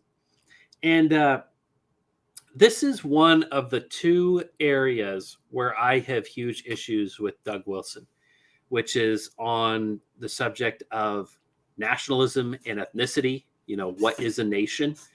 And his other one would be on marriage and women and the structure of the family, which is a very odd thing. A lot of people, when I say that, think Doug Wilson on the family, on women, isn't he great? No, he's not. He's pretty awful, actually. And there was a guy who used to write quite prolifically on the subject. He's no longer around, and you can't really find his writing on the stuff. But you know, he's been bad on these issues for a long time. You'll see in the comments people say things like, "Where did he go wrong? You know, what's with Doug Wilson? Why is he going wrong?" He's not going wrong.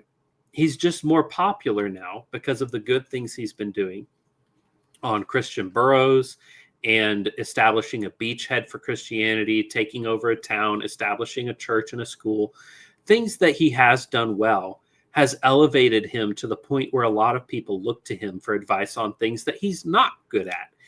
And that's a bit of cautionary advice I'd give. There are a lot of people who are good on one or two things and bad on several others.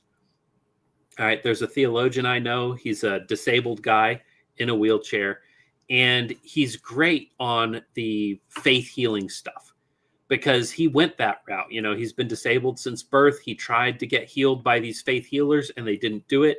And then he figured out they're a bunch of scammers. Right? These people are fleecing old women of their money, their land. They're stealing the inheritances of their children because they're trying to profit from the gospel, and they're giving a false gospel in order to profit from it. And but his views on other things like children and baptizing children, I mean, just flat out heresies that he preaches. And I don't, you know, small h heresy, not damnable heresy, but strictly speaking, heretical ideas. You'll have people like Dr. James White, alleged Dr. James White, who is fantastic on his subjects about textual criticism. His writing about Islam I found to be hugely beneficial, but he's wrong on these same issues as Doug Wilson, which is why they're kind of very friendly to each other, because they have these same faults. But he recently came out with this post. He wrote on his blog, which is called Blog and Mayblog, on suffering fools gladly. In case you weren't paying attention, he's calling you a fool.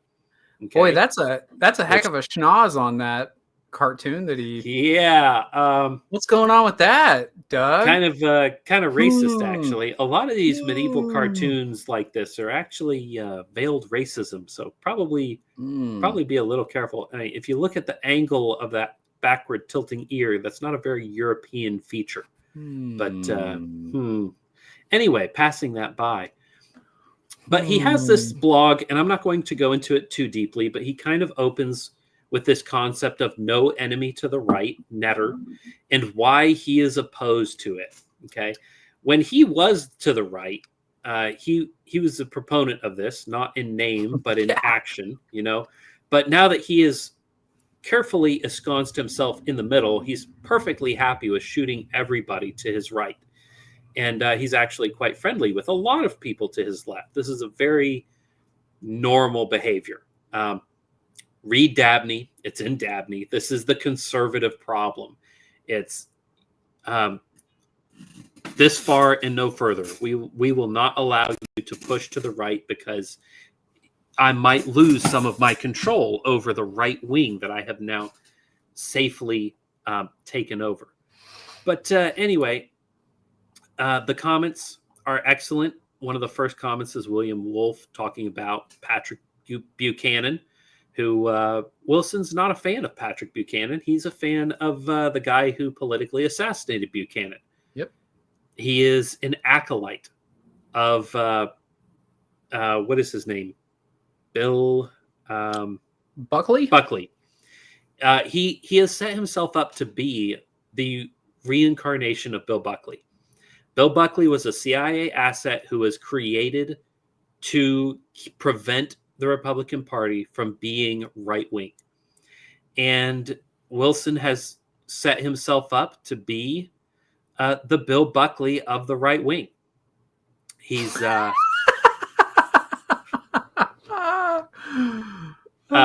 that is how he functions. That is how he functions. He does not want the church to become too right wing. So he is against this concept of no enemy to the right. But this paragraph, I think, these two paragraphs quite well put his ideas on the subject. So I'm just going to read them out. He says, but when these people sneer at all gatekeeping, they have essentially embraced open borders. Oh, ho, ho, ho, aren't I so smart? Well, they've embraced open borders. Ho, ho. Well, open borders for the most part. They are open to race realists and to Nazis and to who knows what other miscreants. But like Kevin DeYoung, they do have their standards. They do draw the line at the Moscow mood, for which we are most grateful. I'm so thankful that they don't see me as being one of, thank you, Lord, that I am not like this tax collector. Yeah. This indicates that they understand, probably at a primal level, that their version of ethno-nationalism and our version of Christian nationalism are very different things. The same way that a Canadian moose and a little yellow canary are very different things. First off, Doug Wilson tries to be clever. He tries to be Chestertonian. He tries to be Woodhouseian. He's not. Okay. I'm not saying he's stupid. He's a smart guy. He's probably smarter than I am. He's certainly done a lot more than I have. But he's not Chesterton. He's not Woodhouse. He doesn't sound like Chesterton or Woodhouse, and he tries too hard. And there is not much in the world worse than a try-hard. Anyway, the tenets of ethno-nationalism do not follow from Christian premises at all. All right? The tenets of ethno-nationalism do not follow from Christian premises, not at all. And I, for one, am glad about the clarity they seem to have on that point, at least. So he is accusing people who would identify themselves as ethno-nationalists of being self-consciously anti-Christian. If you are an ethno-nationalist, he is accusing you of being self-consciously anti-Christ. Which is, of course, linguistically, ethno and nation are the same thing. They're the exact same thing. From a linguistic... Yeah, well, you're already ahead of the game. So this is Von Haler. Good guy. He's got only 621 followers, so give him a follow. But he comments under this post from Wilson. No, you don't understand. Ethnos actually has nothing to do with ethnicity. Yeah. Ethnos, the Greek word for nation, has nothing to do with ethnicity. Okay. Well, the problem is that nation, like etymologically, is so much more clear even than that. Because you're talking like the root of natus, which is where we get things like natal, like the vitamins that my wife is taking, the prenatal. Well, she's no longer taking prenatal. Now she's taking natal vitamins, but it's pregnancy vitamins. It's vitamins for someone who is about to give birth, someone who is developing a child. A nation is people of a common birth. That is what that is. When God tells Abraham, I will make many nations of you, it's a bunch of people that are going to be born of him. Mm-hmm. Because the alternative to that is what Abraham had offered is let Eliezer be my, I think that's his name, right? Did I get that right? Something like that. Let this guy who's not my blood be my heir, right? He was born in my house, but he's not my blood, and let him be my heir. No, it'll be nations that come from you because they will actually be born of your seed. So, like that everything. So to say, and I'm admittedly borrowing this from Woe. Ethno and nationalism are the same thing. Like it's a tautology. It's saying the exact same thing. Nationalism is ethno-nationalism. There is no nationalism outside of that. When you talk about this needs to be a future episode about like what does it mean to be an American, right? What does that mean to you? Because it obviously to some people it means something very different from what it means to me. When I talk about being an American, I mean by birth. I mean that my history is American history. Like there's when I sit in American history class, I'm learning about the history of my ancestors, my people. You know, it was like I went for work. I was in this Indian guy's house, and you know, he's got this library, impressive library, a lot of Indian history in there. Interesting, right? Why would somebody be so fascinated with? You're an American just like I am. Why would you be fascinated with Indian history? Just We're the as same American thing. as me. Yeah. Because that fascinates. I had on Thanksgiving, I was hanging out with a good friend of mine, who is a Norse pagan, which is its own weirdness. But he was just talking about like what those stories mean to him and all that. And I was compelled on some level, though these are not my gods. These are still the stories of my ancestors and my people. Right. Yeah. Like, yeah. I mean, Europeans have a much closer connection to European primitive superstitions. Yeah. Like Thor and, you know, the ancient Norse pagan gods or the ancient Greek gods. You know, these are part of our history. We don't feel the same way towards Zeus and Thor and Hercules like we do towards, you know, Krishna. Yeah. Because we aren't Indian. And a Christian Indian can understand that despite the fact he is a Christian, the legends of Krishna, Hare Krishna and all these things actually have something to do with his heritage. Now, there are things to be abandoned religiously, but they're still part of his origin, his nativity, his ethnos.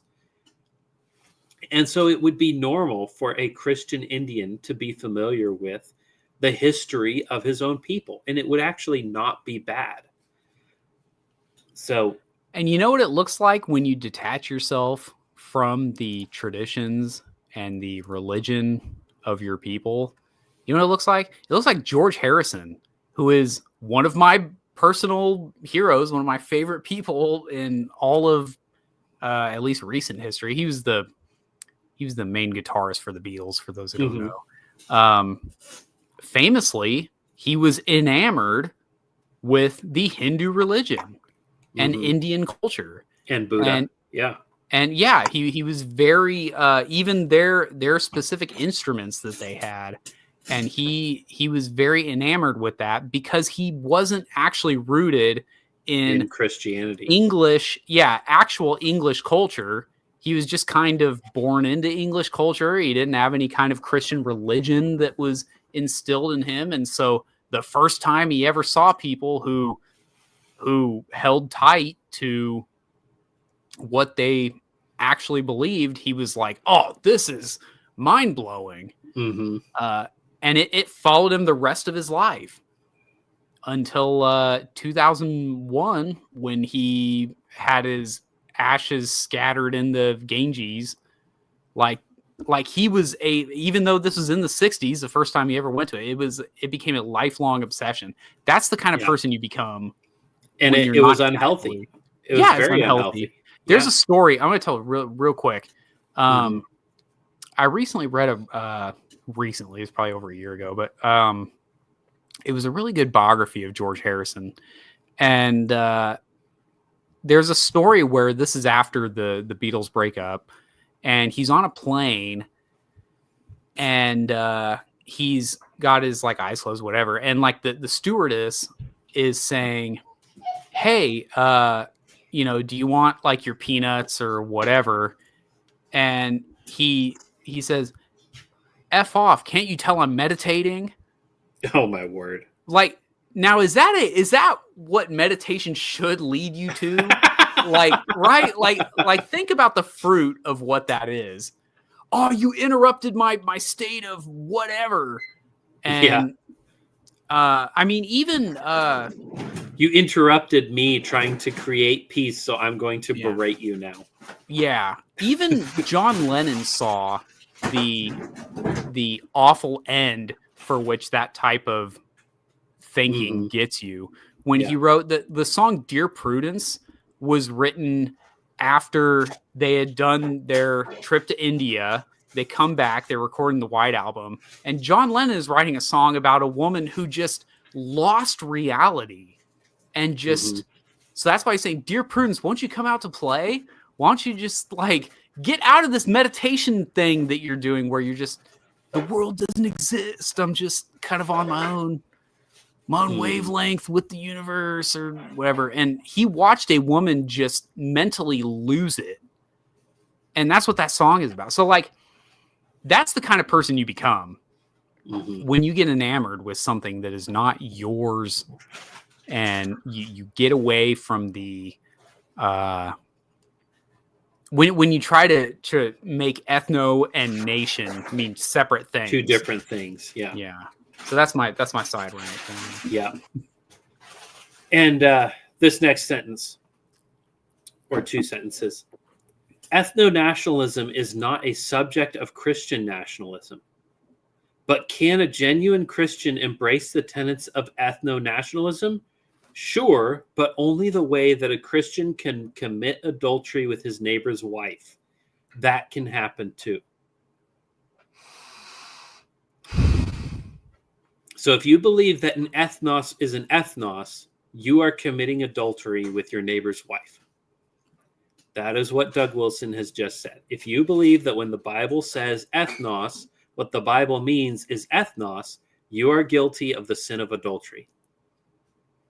So what are we doing here in Moscow? We are keeping the Christian in Christian nationalism.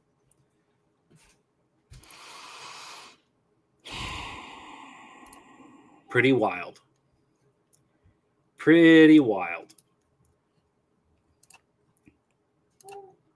Sean, you got any hot takes on that? Oh, boy. I just don't. I mean, does Doug Wilson think this way about Israel? That's my question. When you talk about the nation of Israel, right? Like, that's his whole thing. And I had kind of gotten into it on the episode where we were talking about we had the other Paul on. I don't remember exactly what we were talking about, but we were talking about like basically what Doug Wilson believes about what a nation is when he talks about the nation of Israel, right? That they have a future, that these people, according to the flesh, have a future promise that is to come. Now, personally, and like I said, I had alluded to this. It's okay if you don't agree with this, but I believe that Doug Wilson's brand of covenant theology naturally leads to what he's saying in here. I believe that if you believe that your relationship with Christ is passed on genetically, not through baptism. Baptism for Doug Wilson is just a sign of that genetic passing it on. I'm talking about if you believe that your seed physically has a relationship with Christ via your relationship with Christ, you're naturally going to believe these things that Doug Wilson says about Israel. And yet, when it comes to any other nation, he completely detaches it from... When the shoe's on the other foot, yeah, suddenly it doesn't work. It's completely opposite. So if I was to say to Doug Wilson, like, hey, literally every white person, like statistically, right? It's a statistical 100%. Like you've heard of statistical 0, where a number is so small it doesn't really show up on statistics. Like a statistical 100% of white people are direct descendants of Charlemagne.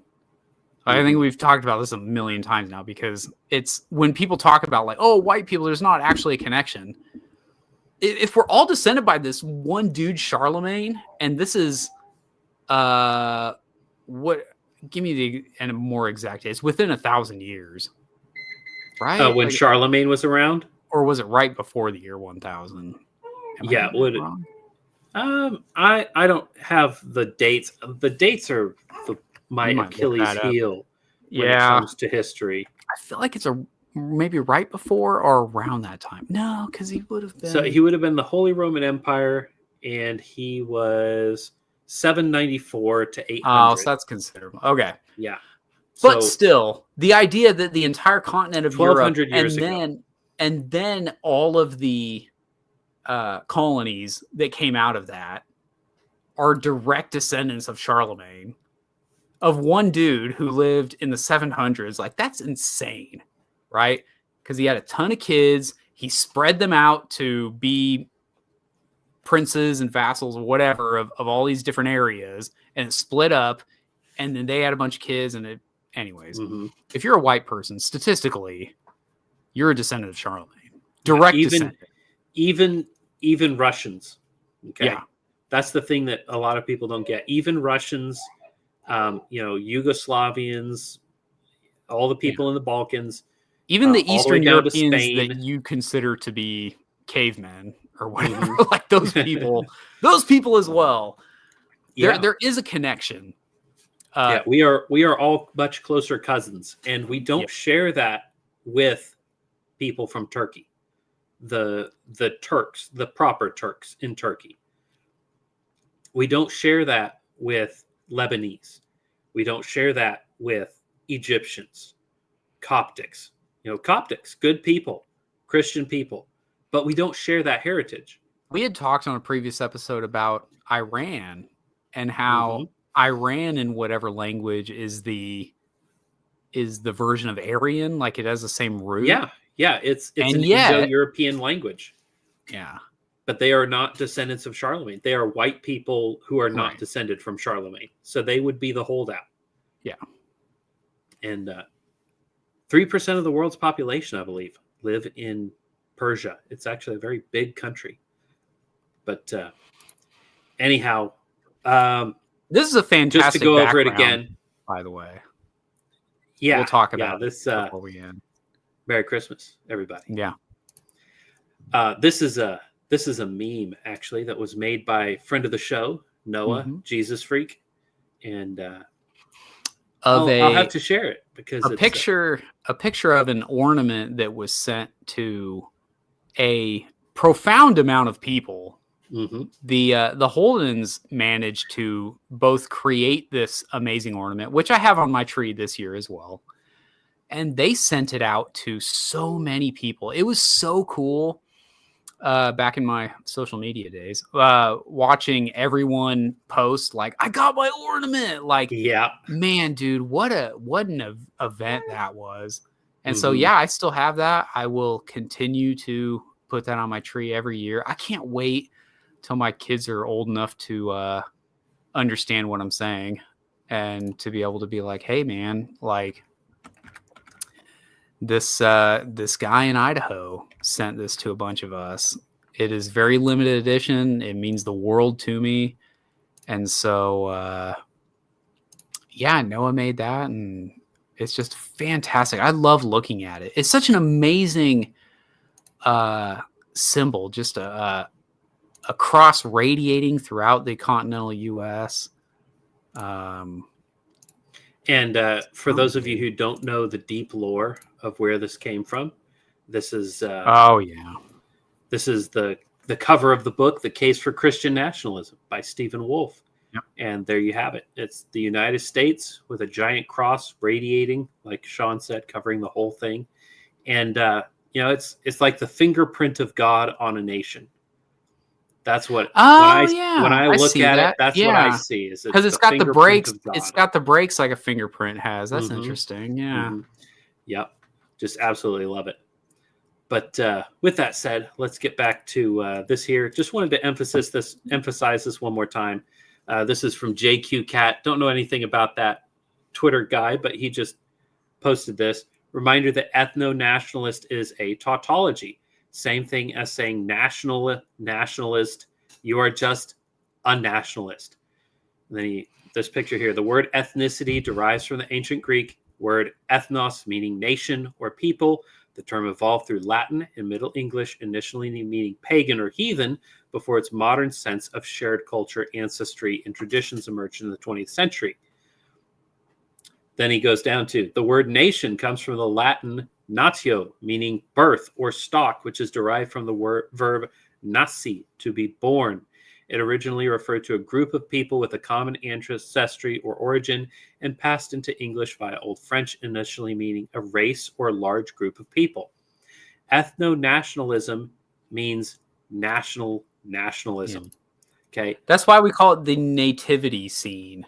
When That's you right. see a scene of the birth of Christ, which if biblically accurate will not have the three wise men there, but yeah, that happened later. Yeah. Mm-hmm. When he was but if you see 2 that, years old. It's called a nativity scene because it is about the birth of our Lord and Savior Jesus Christ. It is not the geographic location of that Jesus Christ happened to be in when he became incarnate. Has nothing to do with the magic dirt in Israel. Yeah. It has nothing It's not to about do the with economy of Rome. It's not the Judean constitution. Yeah, it's got nothing to do with any of those things. It's the nativity. Yep. And then Yep. then we also have this here, which is maybe Doug Wilson has another reason. Ooh, this is dog. I already know where this is going. Can't impress hires H-1Bs because of an 82.4% white Moscow, Idaho requires more diversity. And here you go, H-1B employer database, New St. Andrews College, New St. Andrews College, New St. Andrews College, Moscow, Idaho, Moscow, Idaho. So, yeah, maybe the reason that he has these views is because he's profiting from them. You know, if you're able to hire people from out of country and perhaps pay them less to do the same work, maybe you have a vested interest in maintaining these ideals that, well, if we bring them here, they're just like us. You know, you can be replaced by infinity Indians and it's okay. But in fact, it is not okay. Yeah, I'm not a fan of it. Yeah. And then one last thing to nail the coffin. I'm not going to read this, but this is from the Federalist. The Pilgrims were English ethno-nationalists. America wasn't founded by immigrants, but English settlers who carried their culture. They also carried their blood and their people. They carried their culture across the Atlantic and established a new nation. They established a new Anglo nation. They established a new white nation on these shores. And it's a good piece. John Daniel Davidson, give it a read. I'm not going to go through it. It's a good thing. It's not too long, about 2 pages long. But he lays out very succinctly that your assumptions about the new world need to be very much understanding that these people here came to a new world with the intention, the stated intention of preserving a nation for their children. In the Constitution, in the Bill of Rights, who is it written for? To whom are these rights granted? Why is this nation founded? To us and our posterity. Yep. The entire purpose of the United States from its inception is to have a nation for the posterity of white Anglo-Saxon Protestants who founded this nation. And if you come along a few hundred years later and you're going to tell me that the people who founded this nation, the good Christian men who founded this Christian nacio, this ethnos, this Christian ethnos, are guilty of adultery, I'm going to have a problem with that. I'm going to have a serious problem with that, and I'm going to have a problem with you for having such a vile, anti-Christian, libelous, slanderous view of your own fathers. That is dishonoring your fathers. That is in the 10 Commandments. You are lying and you are dishonoring your fathers. You are guilty, sir, of a very grave sin. Can I say on that note, you owe it to yourself, if in fact this is even possible, that you look into your ancestry and see if you can go that far back and find someone who was on the Mayflower. I didn't know until well less than a year ago that I had a Mayflower descendant, or a Mayflower ancestor. That blew my mind. I had no idea. And yet I was able to track it down. I mean, that's a very small group of people. It's like 100. Yeah. It's just over 100 people or something like that. And if you're a heritage American, you can very likely trace yourself to those people. Now, I know a lot of our Southern friends will be like, "Oh, that Plymouth colony, we were there like a couple years before that, or whatever." And okay, I get it. Still a significant piece of our heritage, and still a significant founding stock. It's worth looking into. Yeah, it's just something that I've found some pretty incredible things in my own ancestry. And so you owe it to your ancestors to find out who those people were. It connects you. It puts roots in this land that you may not know were there, but they are there, and you should know about them. Yeah. And you should seek to ground yourself, just like a tree seeks to get deeper roots and get all the way down to the water table so that it doesn't have to rely on outside water and whatever. Like, sink those roots into this land, like find that they're there. I just highly encourage that people do their ancestry.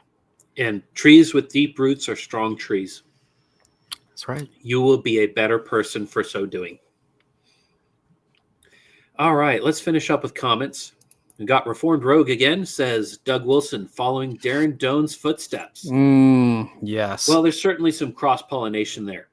Yeah. I don't know if he's following Doan or Doan's following him, but yeah, the whole, if you're an ethno-nationalist, you're an adulterer. If you're an ethno-nationalist, you're incestuous, having sex with your own child. Yeah, these people are despicable. These people are despicable, and their words are evil. Okay. Sir Vilder, in the same way that most white people are descended from Charlemagne, the whole world are descendants of Abraham. Not necessarily. There is certainly a lot of blood of Abraham in the European stock. And if you get yourself genetically tested, you can prove that. If you are white, you probably have Abraham's blood in your veins, because the Jewish diaspora went into Europe predominantly. But if you go into the interior of the Congo, you're not going to find it there. Yeah. If you go into Southeast Asia, if you go into the middle of China, into the desert there, you're not going to find it there either. But it's certainly large in a lot of places. It's prolific in white people. Mm-hmm. Yep. Yeah, Steven Anderson has a documentary that he did, Marching to Zion. And at the end of it, he reveals the fact that he took a genetic test and discovered that he has Jewish ancestry. And he says, well, look, if the Holy Land belongs to the people who are descended from Abraham, that belongs to me. Yeah. And then he told him, he told this audience just flat out, look, I am an average American. I am a normal European man. And if the blood of Abraham is in my veins, if the promises to Abraham are genetic, then they apply to us as well. These people are not special. They are not chosen in any sort of way that we should be giving them special treatment. And he was so real for that. That whole documentary is very, very good. And I'm not like a huge Steven Anderson fan. Like some things I like kind of ironically, but that documentary is very, very good. It was very, very worth a watch. So highly encourage the watching it. Do you remember what it's called? Marching to Zion. Yeah. And you can find it on YouTube. Look it up. Steven Anderson, Marching to Zion. If you just look up Marching to Zion, you'll find it. And it comes from the title to an old Christian hymn. You know, we're marching to Zion, the beautiful city of God. And who is it that is doing the marching? It is the chosen people. Who is that chosen people? It's the church. It's the Christians. All right. All right. Well, that about wraps it up for the day. Sean, do you have any closing thoughts? No, I think this is good. There is a subject. I'm just going to name the subject that I would really like to talk about. And it was, I've told you before, it's some advice that my father gave me about what it means to be a man. I'll just leave it at that. And I would really like to put that in. I think it's a very appropriate thing to talk about during the holidays. Maybe next week we can talk about that. I think this is a good place to end the episode, but I very much want to talk about that at some point. So that sounds good. I have a notepad on my phone that I've been writing down just things that I've thought of over the years that my dad has told me. And I call it, my father always told me. And just writing down things, sometimes pithy, sometimes wise, sometimes just funny. Things that my dad told me over the years as I think of them.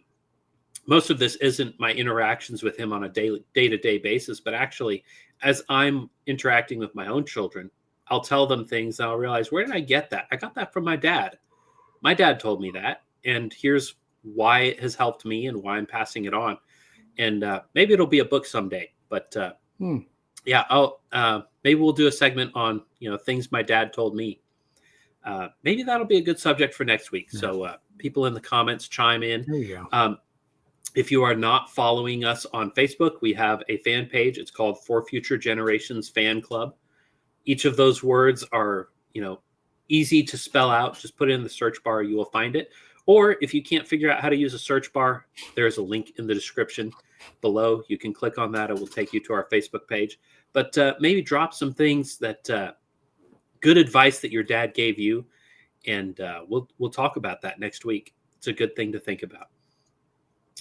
But with that said, we thank you for sticking with us for tonight. It's been a fun show, been some good subjects, and hopefully something to think about, some guiding principles. Sometimes things are a little gray, right? That there's the gray areas, the nuances of things. But oftentimes things are really just black and white. And these subjects are... they're worth thinking about. Things such as, what is the domain of the state, the right hand of God, the authority of the government to enact violence against enemies, foreign and domestic. And then what does a nation consist? What is an ethnicity? What is a nation? These things are related. They may seem like a fast gear change halfway through the show, but they really do have a lot to do with each other. And we need to be well-rounded individuals. We need to be thinking about the ways that these things interact with each other and the ways that they affect our day-to-day lives. But with that being said, we hope that you have a wonderful day. Thank you again for watching the show. And go to bed, because it's late, and tomorrow is the day that God has provided for us to worship him in. And I hope that I will see you there. I will see you at the table. Have a wonderful night, and farewell.